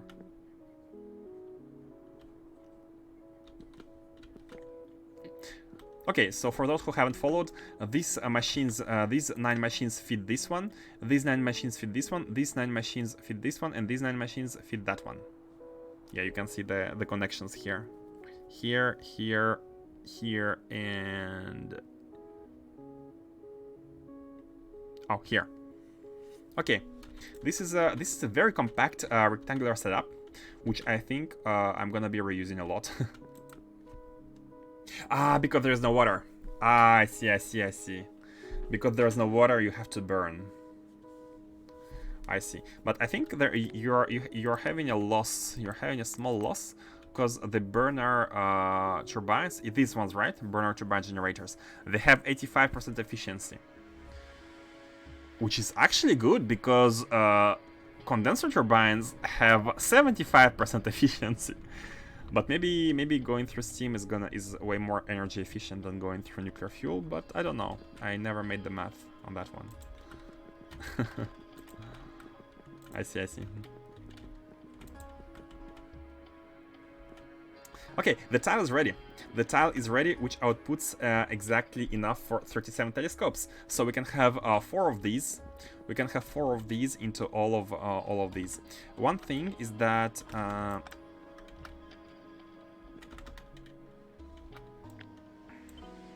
we need to be having a second lane here without these. I'm just keeping the same ways here, so it's a bit symmetrical. So we have the second lane here of the secondary materials, like one here and one here. And let us see. Let me now plop down. No, hold on. Let's go back here. So these ones were visible fluorescent frames. Let's go back here. Visible. This one, and this one was the one which required the biggest cooling requirements. The other ones require less, but this one is still above. This one is still above the 4K. Sorry, this one is still above the 4 cryocoolers, right? Because 4 of them output like 4 output 39. If we limit this one, if we limit this one to 3 exactly, they're going to be outputting 3 of them output 30. 3 of them output 30.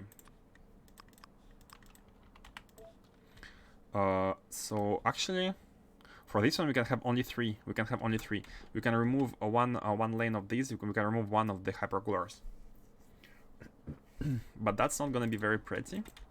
But I think it's better. We're gonna be saving a bit on the vertical space. Uranium is very much infinite. That's a lucky thing. I'm actually running out of uranium on Lovis. I'm running out of it.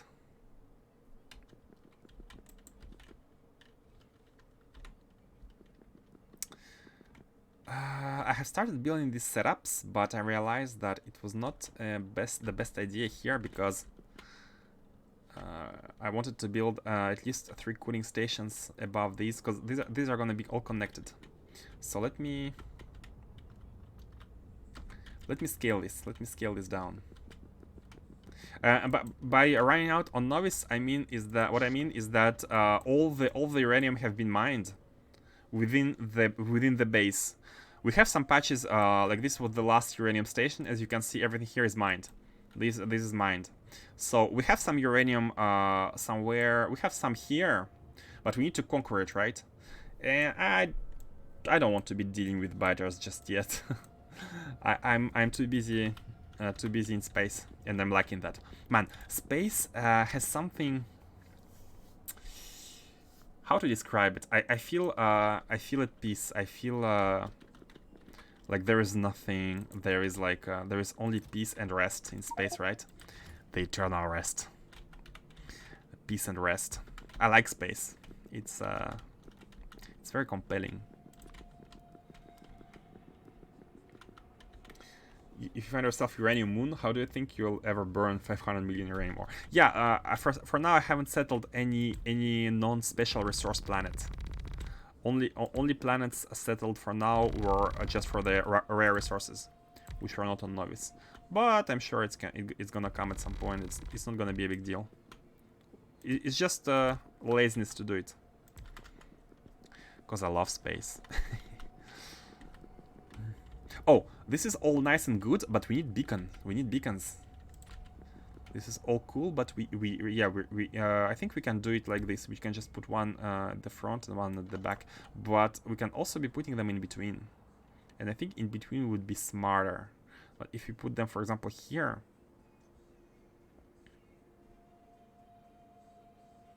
we're not gonna be reaching this one, the middle one. So, oh yeah, and that's a big problem. That's a big problem. Where should the beacon go? Where should the beacon go? Because it's taking space. Maybe we need to leave some space in between. I really don't want to be leaving space. This is so nice and compact. Why does it have to be so?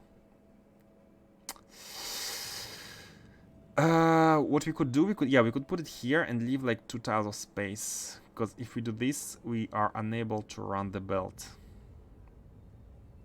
Yeah, there is only place for one belt if we do this. We cannot be running a second one unless we use robots. And yeah, as I said, I don't want to be using robots.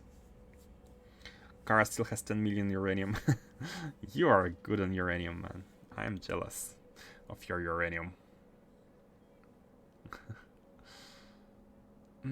I think we don't have any choice. We need to leave 2 tiles of space in between.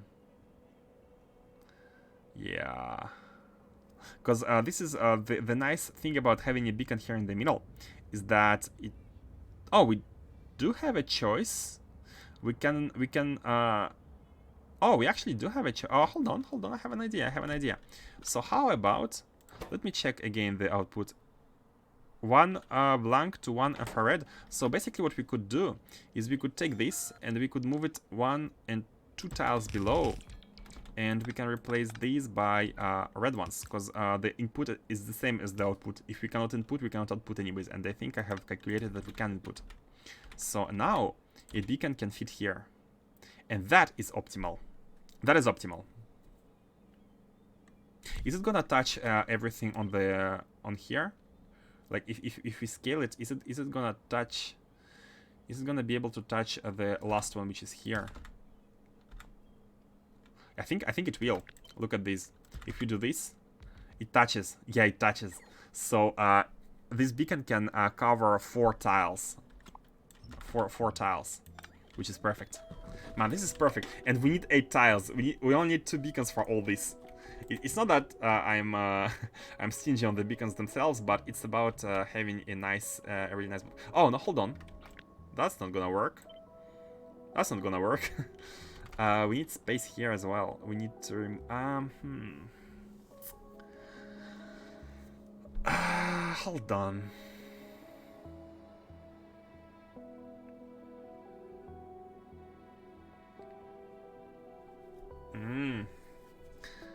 That is annoying. That is annoying. How about let me test here. How about we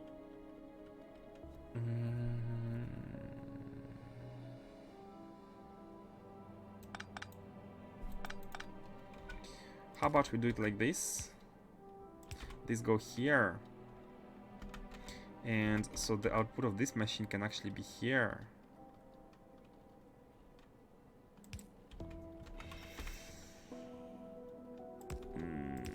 Like this, but then this one cannot go there. Or can it?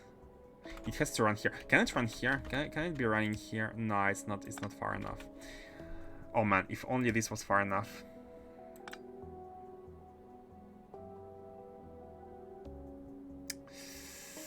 So what we need to do is we need to be scaling this also one tile below. So we have only reds. I know that here is 2 tiles, here's only 1, which is fine. But in this case now we can actually do this. So this belt can doesn't even have to be an underground. It can be like this. Yeah, and here we can be copying this setup here like this.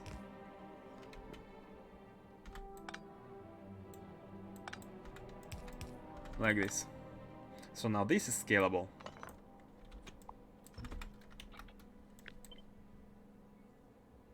Yep, this is scalable now, which is okay. Nice. I like this style. I like this direct insertion is really something that I like. Like, if possible, just do direct insertion. Are we good? So let's have some space. We need 3 of these. Unfortunately, the feedback loop is only from the cards, so we can have the specific cooling which handles the feedback loop where necessary. That's not even a feedback loop. But by feedback loop I mean output of the cool one, because output of the hot one is could be dealt differently, simpler. Okay. Very good. So now I'm copying this one. I'm even gonna put it here. Save the blueprint, and we are duplicating this setup 3 times.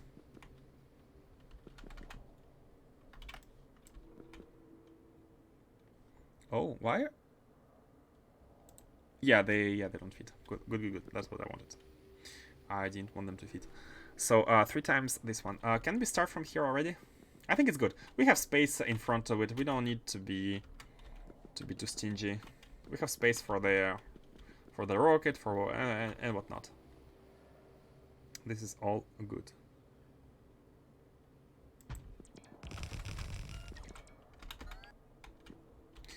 Now let's grab more of these. And for the last one, again, these are disconnected. These are all disconnected. We just need to input the hot thermofluid here. And I think even before copying, maybe it would have been best to set up the hot input here.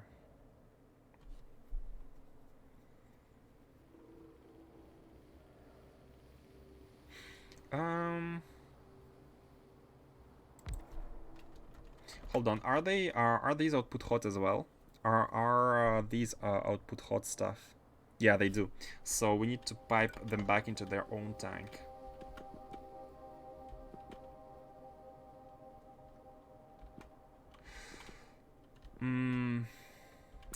Why I want to do cooling first is because I'd like to chain this blueprint one onto one below each other, so we can be reusing the big facility for 3 of these. So that's why I'd like to do it first. But this is fine. This is actually fine to. It's actually fine. We can be doing the balancing later. in a second. So first, let's do this. Let's do this. Let's have the cooling here. Okay. Also, let's see. So Crayon Slash is not resource intensive. I think we can have only one belt of Crayon Slash for everything. And now that we have this, I know that the one of them only requires 3, but let's keep 4 just for the symmetry's sake. For the symmetry's sake. And I have realized that I have completely forgotten the beacons. But it's fine. It's fine because we can be beaconing from each side. We can be beaconing each side here. Let's do this and this. I have also forgotten the models, which is not the best. Oh, and these are, yeah, they don't receive everything because they kind of get splitted. And I think I need more models. Or maybe not.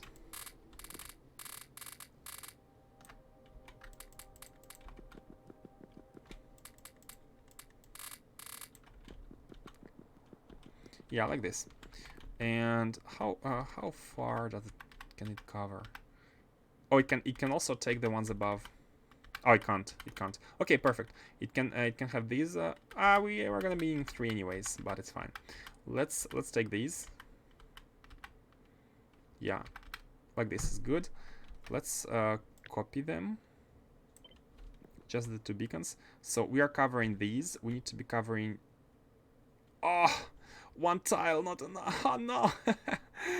Oh no. Only 1 row isn't gonna get beaconed. Only 1 row. But maybe it can receive the beacon from below. Maybe it can receive the beaconing from the build below. Hold on. So these do not beacon the hypercoolers, so we need to beacon those. And maybe... No, like this. Oh, and they have to... Yeah, they have to be adjacent to the... Like this. Yep. Now we are good. We are cooling everything except the bottom row. And I'm hoping that this blueprint is reaching the bottom row. Maybe no. Maybe no. This beacon doesn't reach it. Yeah, it doesn't reach it. Fine.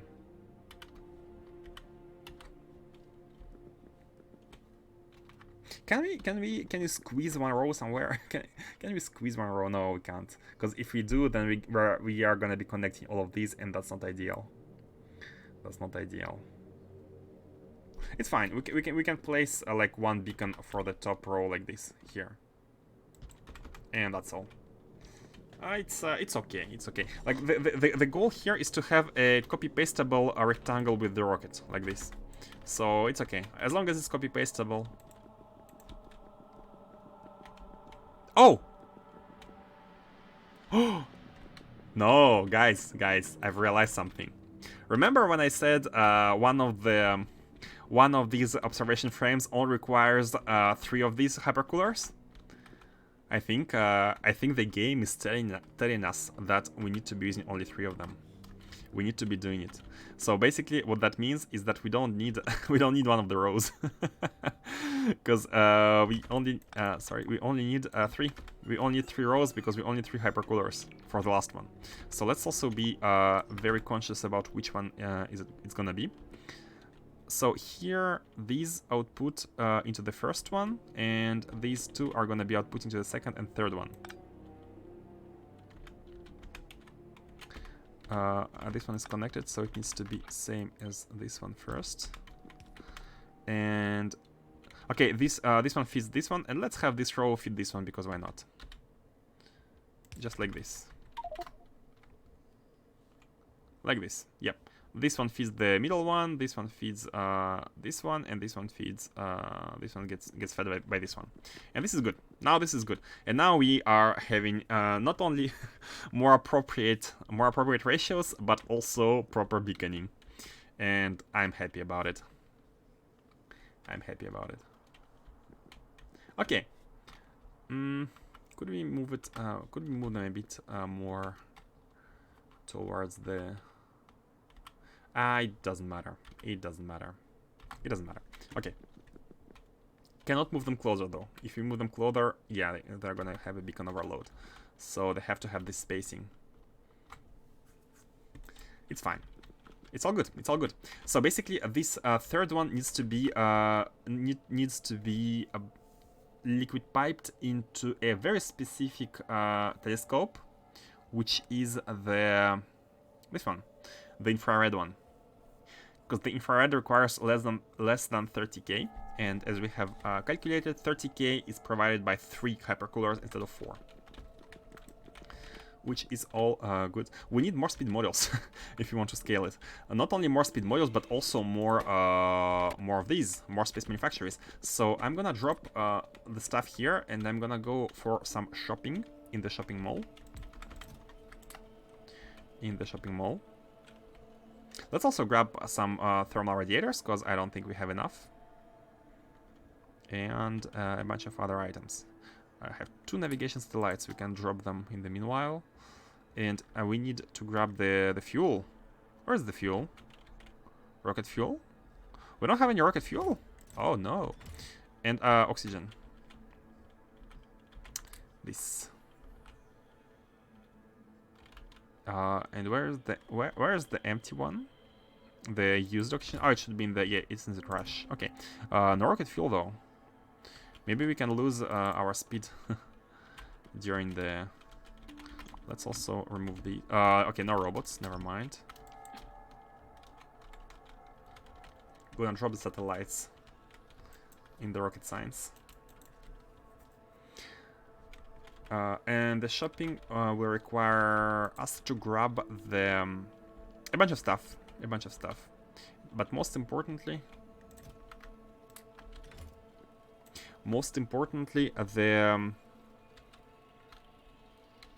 the coolers and modules. So modules, coolers, a bunch of landfill if possible. And look at that, we are already at 13% of rocket reusability. But I'm actually ready to bet that something is stuck somewhere. I'm ready to bet that something is stuck. Because if you look at the science here, it's not going. It's not going. So what is stuck? Do we have science? Well, no, we don't. I mean, we have a rocket one. We don't have the chemical science. Really? Vanilla one? Okay, what's going on? Novice. Hi, biters. Oh, the rocket. Oh, the rocket is stuck. What's going on? What's going on? Is it again a case of one item which cannot be offloaded? And it is space probe rocket. It cannot be offloaded. And why is that? Why is that? How many of it are we requesting? We are requesting 40. We are only requesting 40, and we have a lot of it. So why are we asking for it? Or is it the old one before the fix? Do you have it? No, you don't. Yeah, you're not. Look at it being here. It's still. Oh, it's the case of the belt having a huge because we had forgotten to send how many we already have. We have been requesting for the rocket without stopping, and this belt has actually a buffer, and because it's a 1-slot item, the belt buffers a lot of it. I can offer you 250k of chem science. Yeah, it's fine. Thank you. It's fine. We can. It's actually not the science. The problem with this, I often need to check. What is this? Why are 3 cards here? It's fine. Just stay there. Problem is that I need to often look at the rocket and check whether it's been broken or not, or if everything is going well or not. That's a bit. But it's only happening after I have added this space for rockets, which is a completely new item, and I forgot to wire them, so it's completely my fault. It should not be happening. Now the rocket should be leaving. Yeah, it's leaving. But as you can see, there's a lot of space, like the space for rockets here again. How many, by the way? 77. And one chest fits a 96. So maybe I think even fourth chest is not gonna be an overkill. Just to store the excess. It's gonna get used little by little, so it's fine. But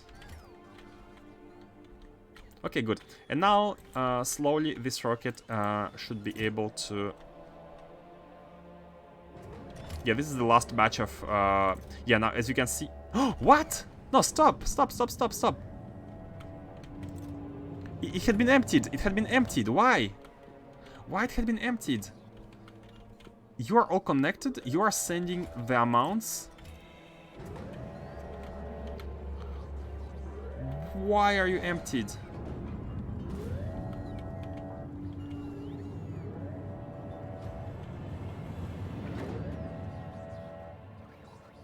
Hold on. Are you connected?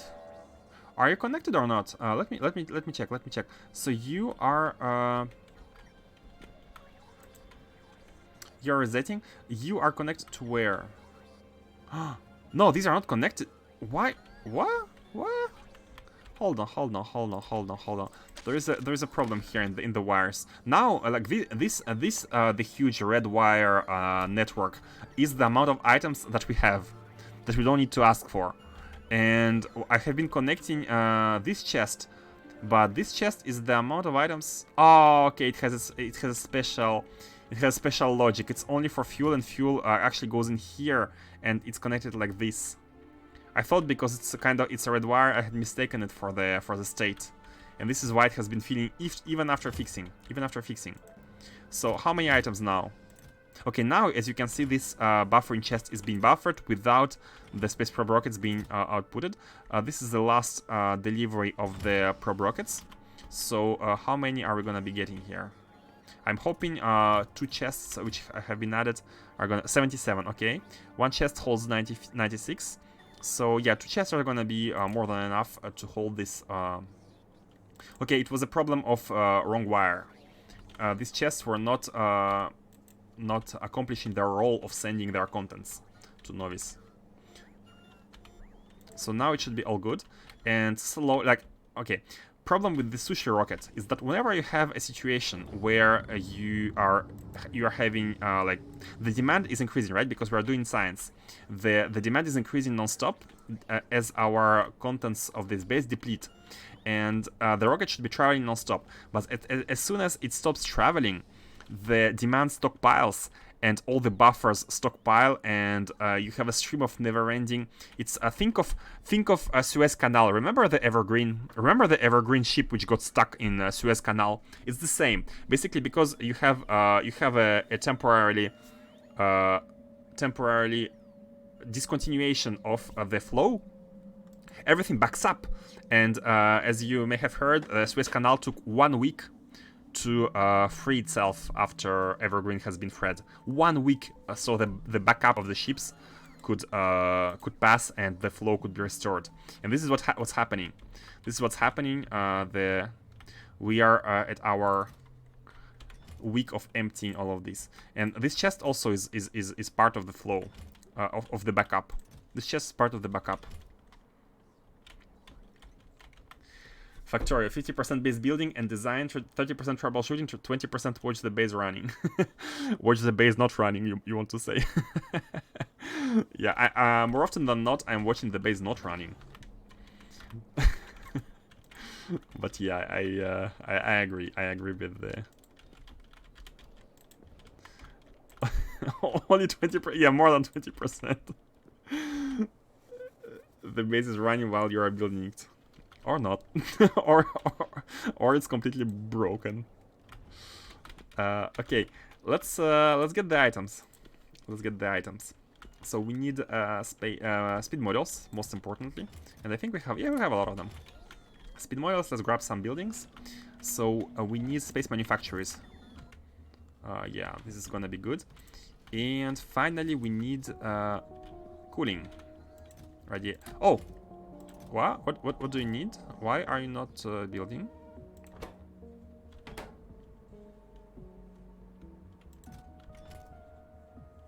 Hold on a second. You're a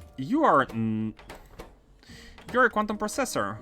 You're a quantum processor. You are not a thermal radiator. How did that happen? That thermal radiators got inside.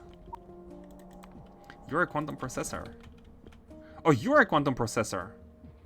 We have two quantum processors. So hold on a second. I think this was the wrong copy paste. This should be a thermal radiator. This should be thermal radiator. Yeah, because this chest is the requester of the radiator.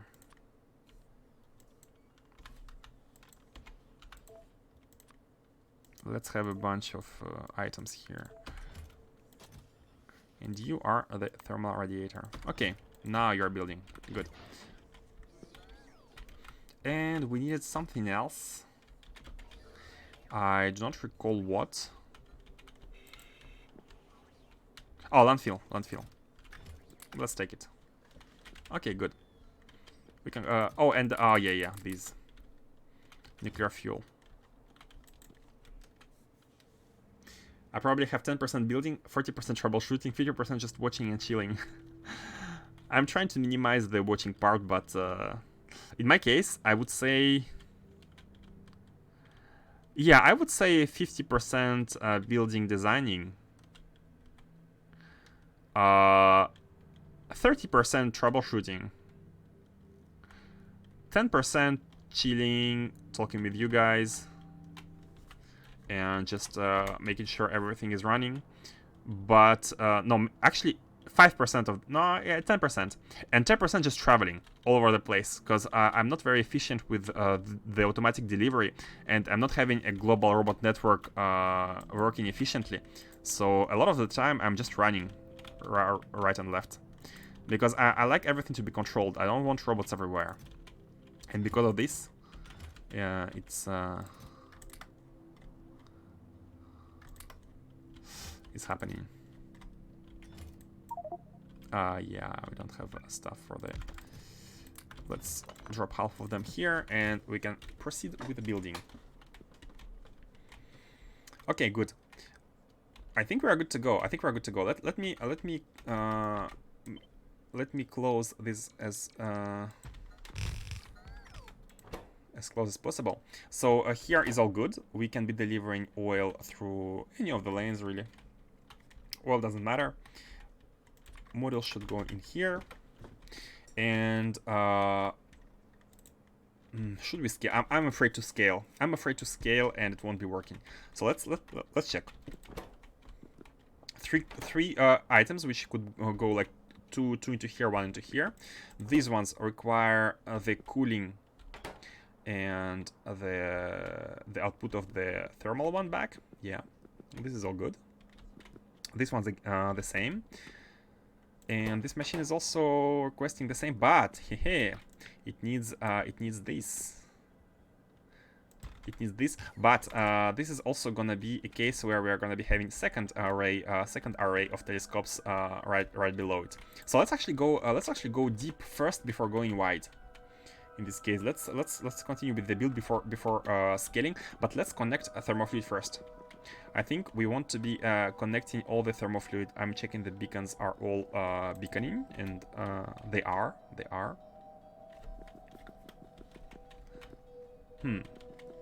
Let's see here. Again, which one required only 3? This one, the infrared one. Should we go for infrared first? So we can connect these. Oh yeah, let's connect them so they don't overlap. So these ones are gonna be infrared ones, which they were. They were infrared. Perfect. So infrared ones are connected to the smallest amount of cooling. And let's have the cooling from the front. And liquid, no, thermofluid should also be outputted from the front. We also need some tanks. We also need tanks in order to balance the fluid.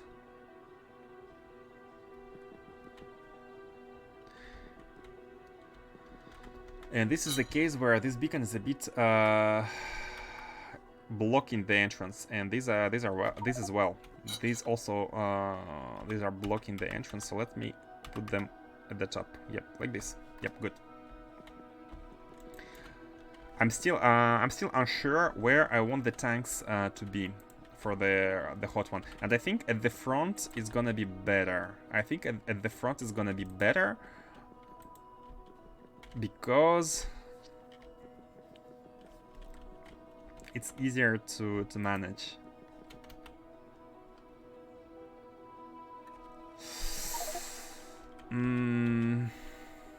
I'm also a bit unsure about the build location as well, because like this, right? Maybe it's best if it's here. Maybe it's best if it's here, because this way we can be having the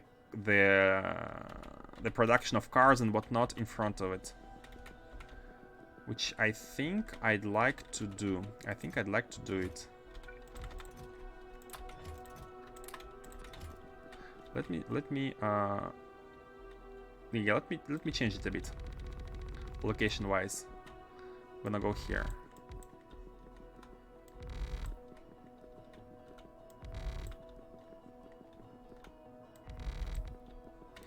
Yeah, we have enough of our landfill. And we can remove the excess if necessary at some point.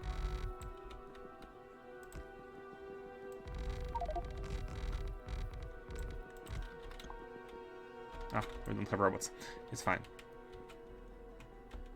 Yeah, let me plop them.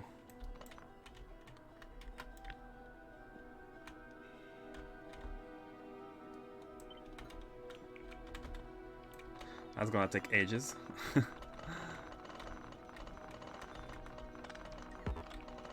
I'm thankful for a bit for increased. Ah, it's actually fast. No, it's actually fast. I'm thankful for the reach. So let's decide once and for all. I think, yeah, we want it to be like this cooling setup is not gonna be longer. It's not gonna be longer, and it's good that it's kind of in front of the liquid. You could even go further. We could even go further, so that everything else is being handled in front. But actually, no, we don't want to go further because we these are gonna be kind of long, anyways. So I think this here is good. I think here is good.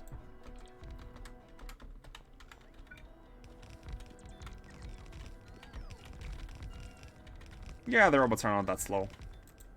I'm pretty happy. I'm pretty happy with the robot speed, like how well it got increased over the novice phase. Okay, this is good. So now let's do the thermofluid. We have to do the thermofluid because if we don't, then it's gonna be maybe at some in the future we can we're gonna be maybe what if it was like this? What if it were like this? So again, the tank is gonna be here. So I want one tank per each of these. Man, this beacon is really annoying. Which is fine. We don't have to have a tank. Here we can have one in the middle. We can actually have one in the middle. In the middle of these two. So in the middle of these two, in the middle of these two, right in front of the. Like this is better. Yeah. So these don't really mix with each other. Yeah, like this. And the idea is that the hot thermofluid could be coming from the left side. And here we can be distributing it with these. Oh, should we also be... I think we should be going one tile to the left each time, just so we can have a belt of this one backflow running. Okay, like this. So this one is going to the bottom here. Let me copy that one.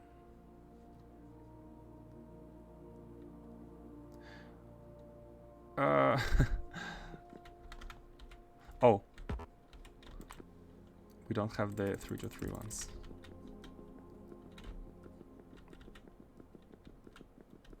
Oh, it was the last one which was missing. I think it's fine. Yeah, just do this. this and this. And the second one is gonna be the one going to the top.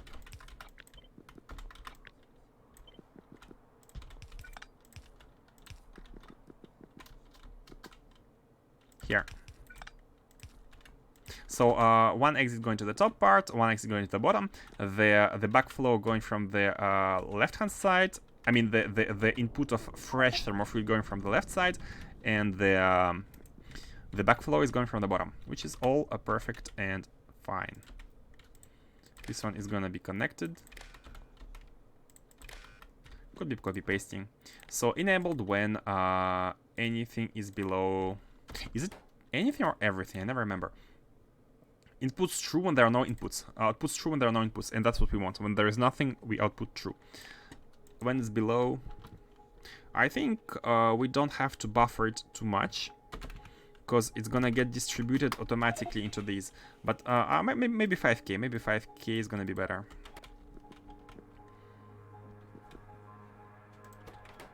Up to... Nah, 5k is still too much. Because these are actually beasts. Like, they take in a lot. They take in a lot. They take in 500. They have a huge, huge storage here. So... because these are not exactly in a line, you have to do this. You have to do this.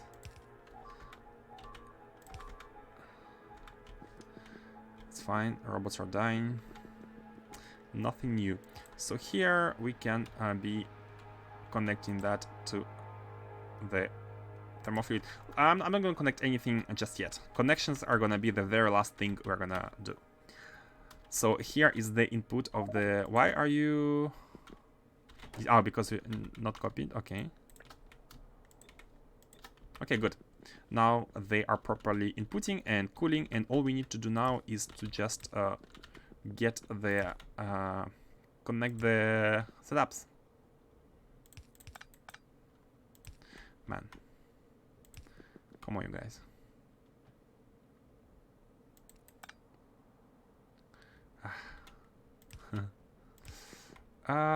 Should we optimize them, or should we be placing them next to each other? I think next to each other. Ah, no, they don't need to be next to each other because they're all here. So this one is here. This lane is gonna be just that. This lane is gonna be just that. And these are gonna be the next ones. Oh, but we also need input. Hold on. We need input as well. We don't have input. Ah, okay, fine. What we can do is we can move everything one tile to the left.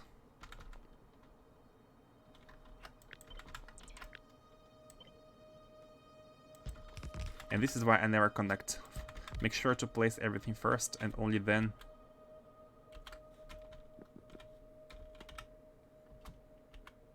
No. Okay, let's not connect these. Okay, one tile to the left.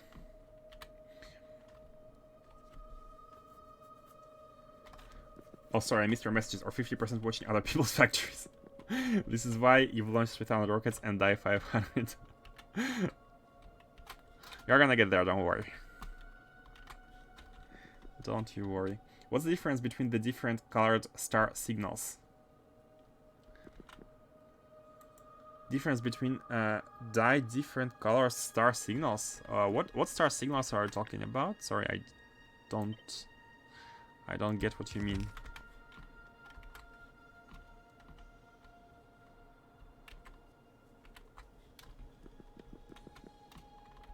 All of these need to be one tile to the left.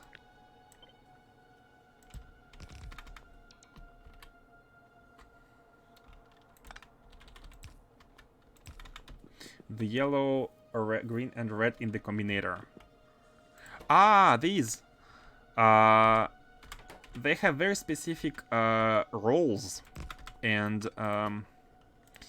basically, in the condition, red means it's gonna check if every single, because as you know, the wire carries different signals. It can carry the item amounts. It can carry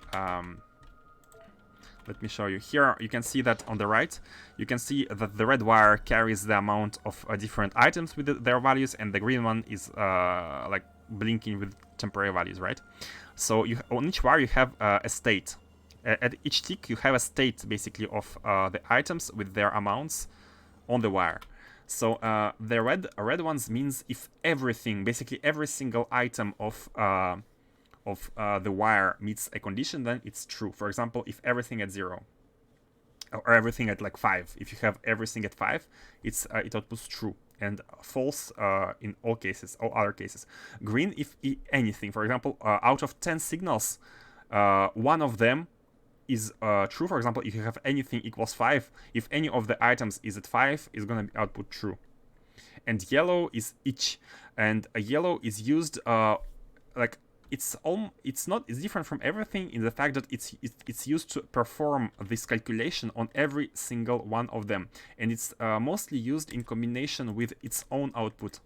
So basically, you could say that you can compare each. For example, if it's equals to 5, you can output each again at 1.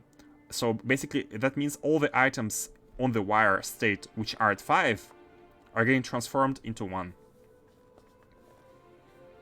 Each is, I don't think I have ever used each in a combination with anything else than each. Like, if you make a combination, if you make a processing on each item, you also want to output the result for each one of them. And it's pretty neat. The amount of logic you can do with these is just astounding. it's really incredible.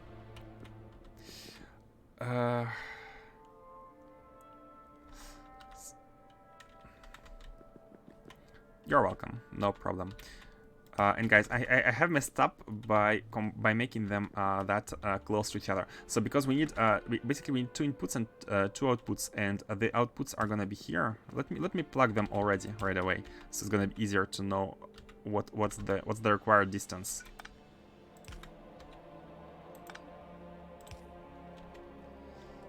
Like this. So these ones are the inputs of the cold one, and the hot one is outputted here.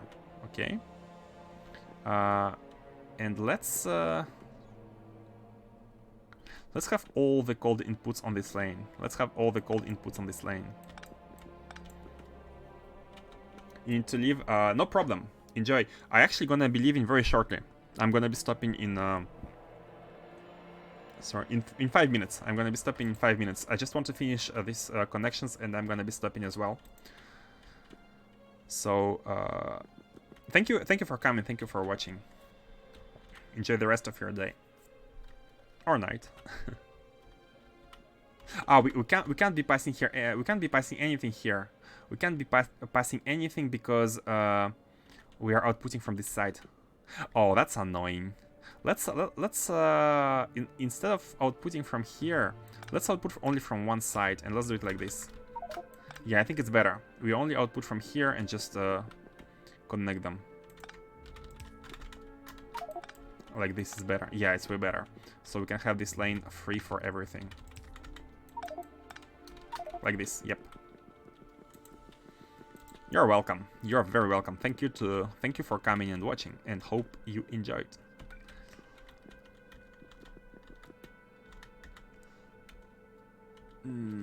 Okay, this is good. Okay, basically three lanes here are gonna be used for 3 inputs, and the next 3 lanes are gonna be used for 3 outputs. And as you can see here, we can be having one already here. One could be here. Unfortunately, it does require an additional... Like this, yep. Oh, but in order to connect the other ones, we need to be building them first. So it's not like we can just build and connect. Your trained blueprint uses each without each. Oh, really? How? What's the other use case? If you have, I think does it also work with arithmetic? Yeah. You can multiply everything by like a number. And what would you output? What would you output? Basically, because you perform the condition on all signals, what's the point of outputting only one? At this rate, you are better off with everything, no? What's the use case of each without each output?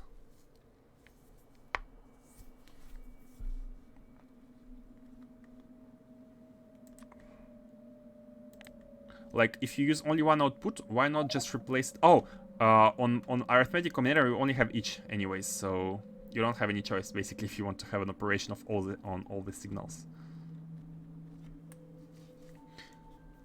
Each divided by train capacity equals train cargo available. Each divided by train capacity...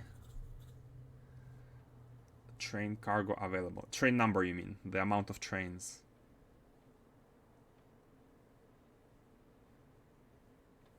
But you and each is all the items you request for, right? Or provide. It's the number of trains that we have cargo for available. Ah, you mean in total. You make a sum, basically. You use it to make a sum.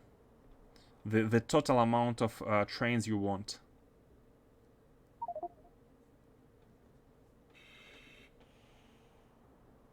Hold on, how does it work? How does it work? Does it adds everything? Like, if you have various each divided by, like, if for example one operation outputs 1, second outputs 2, etc. Does it add up everything at the end? Let me actually check. I'm curious. I'm curious. I know I need to be stopping, but I'm very curious now. It summed everything the output. Oh, okay, that's a nice use case. That's a nice use case. I don't need it. Let me check so that everyone can follow. So basically, you have some input condition. You have, for example, let's say you have 100 iron plates and let's say 200 copper plates, and then you divide everything by 100. In the output, let's say the amount of trains or like rockets, whatever. It's 3. Okay, it sums up. You divide everything. I see that it allows you to make the operation, because the sum is a very specific operation in the end, right? The sum is a very specific. So each allows you to make an operation on every single input item and have a sum of the results at the end. That's very specific. That's very specific. But I do see the use. I do see the use. Never use it though by myself. 19k iron plates and 24 stone divided by 16k capacity makes 2 trains without corruption from the stone. I see. I see. In my case, I always have dedicated trains for resources, and everything is like per resource. I never have a case where I have mixed resources, which is why my train stations are so numerous. Okay, very nice, very nice. It means I don't have to configure the combiner for each resource. I see. I do see the use now. I do see the use. Okay, guys. Oh, look at the rocket reusability. It went to 19%. So it went up from 13 to 19 because we have unstuck the rocket. And now, as you can see, you can just like have a quick look at the map. You can see the bots, and you know that everything is working, which is very nice. Did we finish the landfill? If I finish the landfill here, not here, but that's okay. We can be placing more solar panels.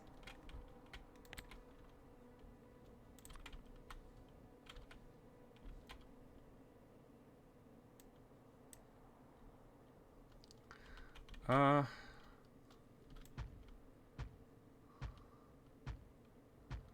me just give this order and...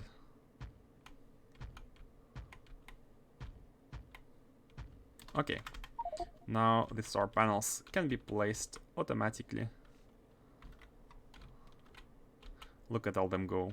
Okay, guys, I'm gonna be stopping here for today. It's my time limit, even a bit above.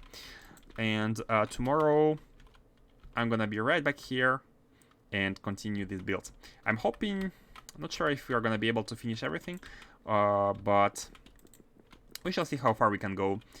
And hoping to do Astro Science and move on to the next ones, and at the end we're gonna be having a huge plugin, pressing the on button and it should be working. But we need to also configure Novice at some point. We don't have any resource delivery from Novice, so that's gonna be the step the next step after maybe finishing this setup. Okay, thanks everyone, and see you next time. And for those who are who don't want to alt tab or anything, I'm gonna send you to someone else for the red, as it's Twitch manners. I think, I guess, I don't know. I think it's Twitch manners. See, oh, nice emote you got there, Wave Division. Nice emotes. Which are these? Chillbo. I don't know this streamer. Man, I need to think about some nice emotes as well. Okay, so who is streaming space exploration? Let me send you guys to a space exploration streamer, if there is any. And I'm not seeing any. At least not in the title. Can we launch the rocket today? No, that sounds like vanilla.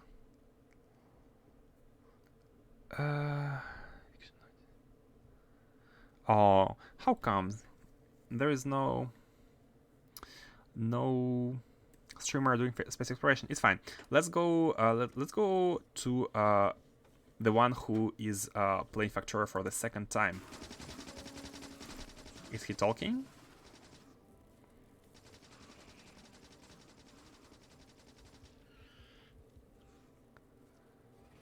He doesn't look like he's talking. Yep. Die. Oh, okay, he does. He's too focused on his fight. You can hear the you can hear the gun. Good. Okay, let me send you 94. There. Let's take on the small one here too. Total offense.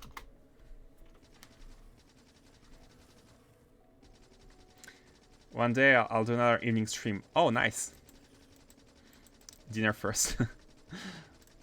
Keep yourself They do keep yourself fed. Health. Important. Okay. Red is starting. Let's go. One of my questions. Okay, see you everyone. There's a little bit more, but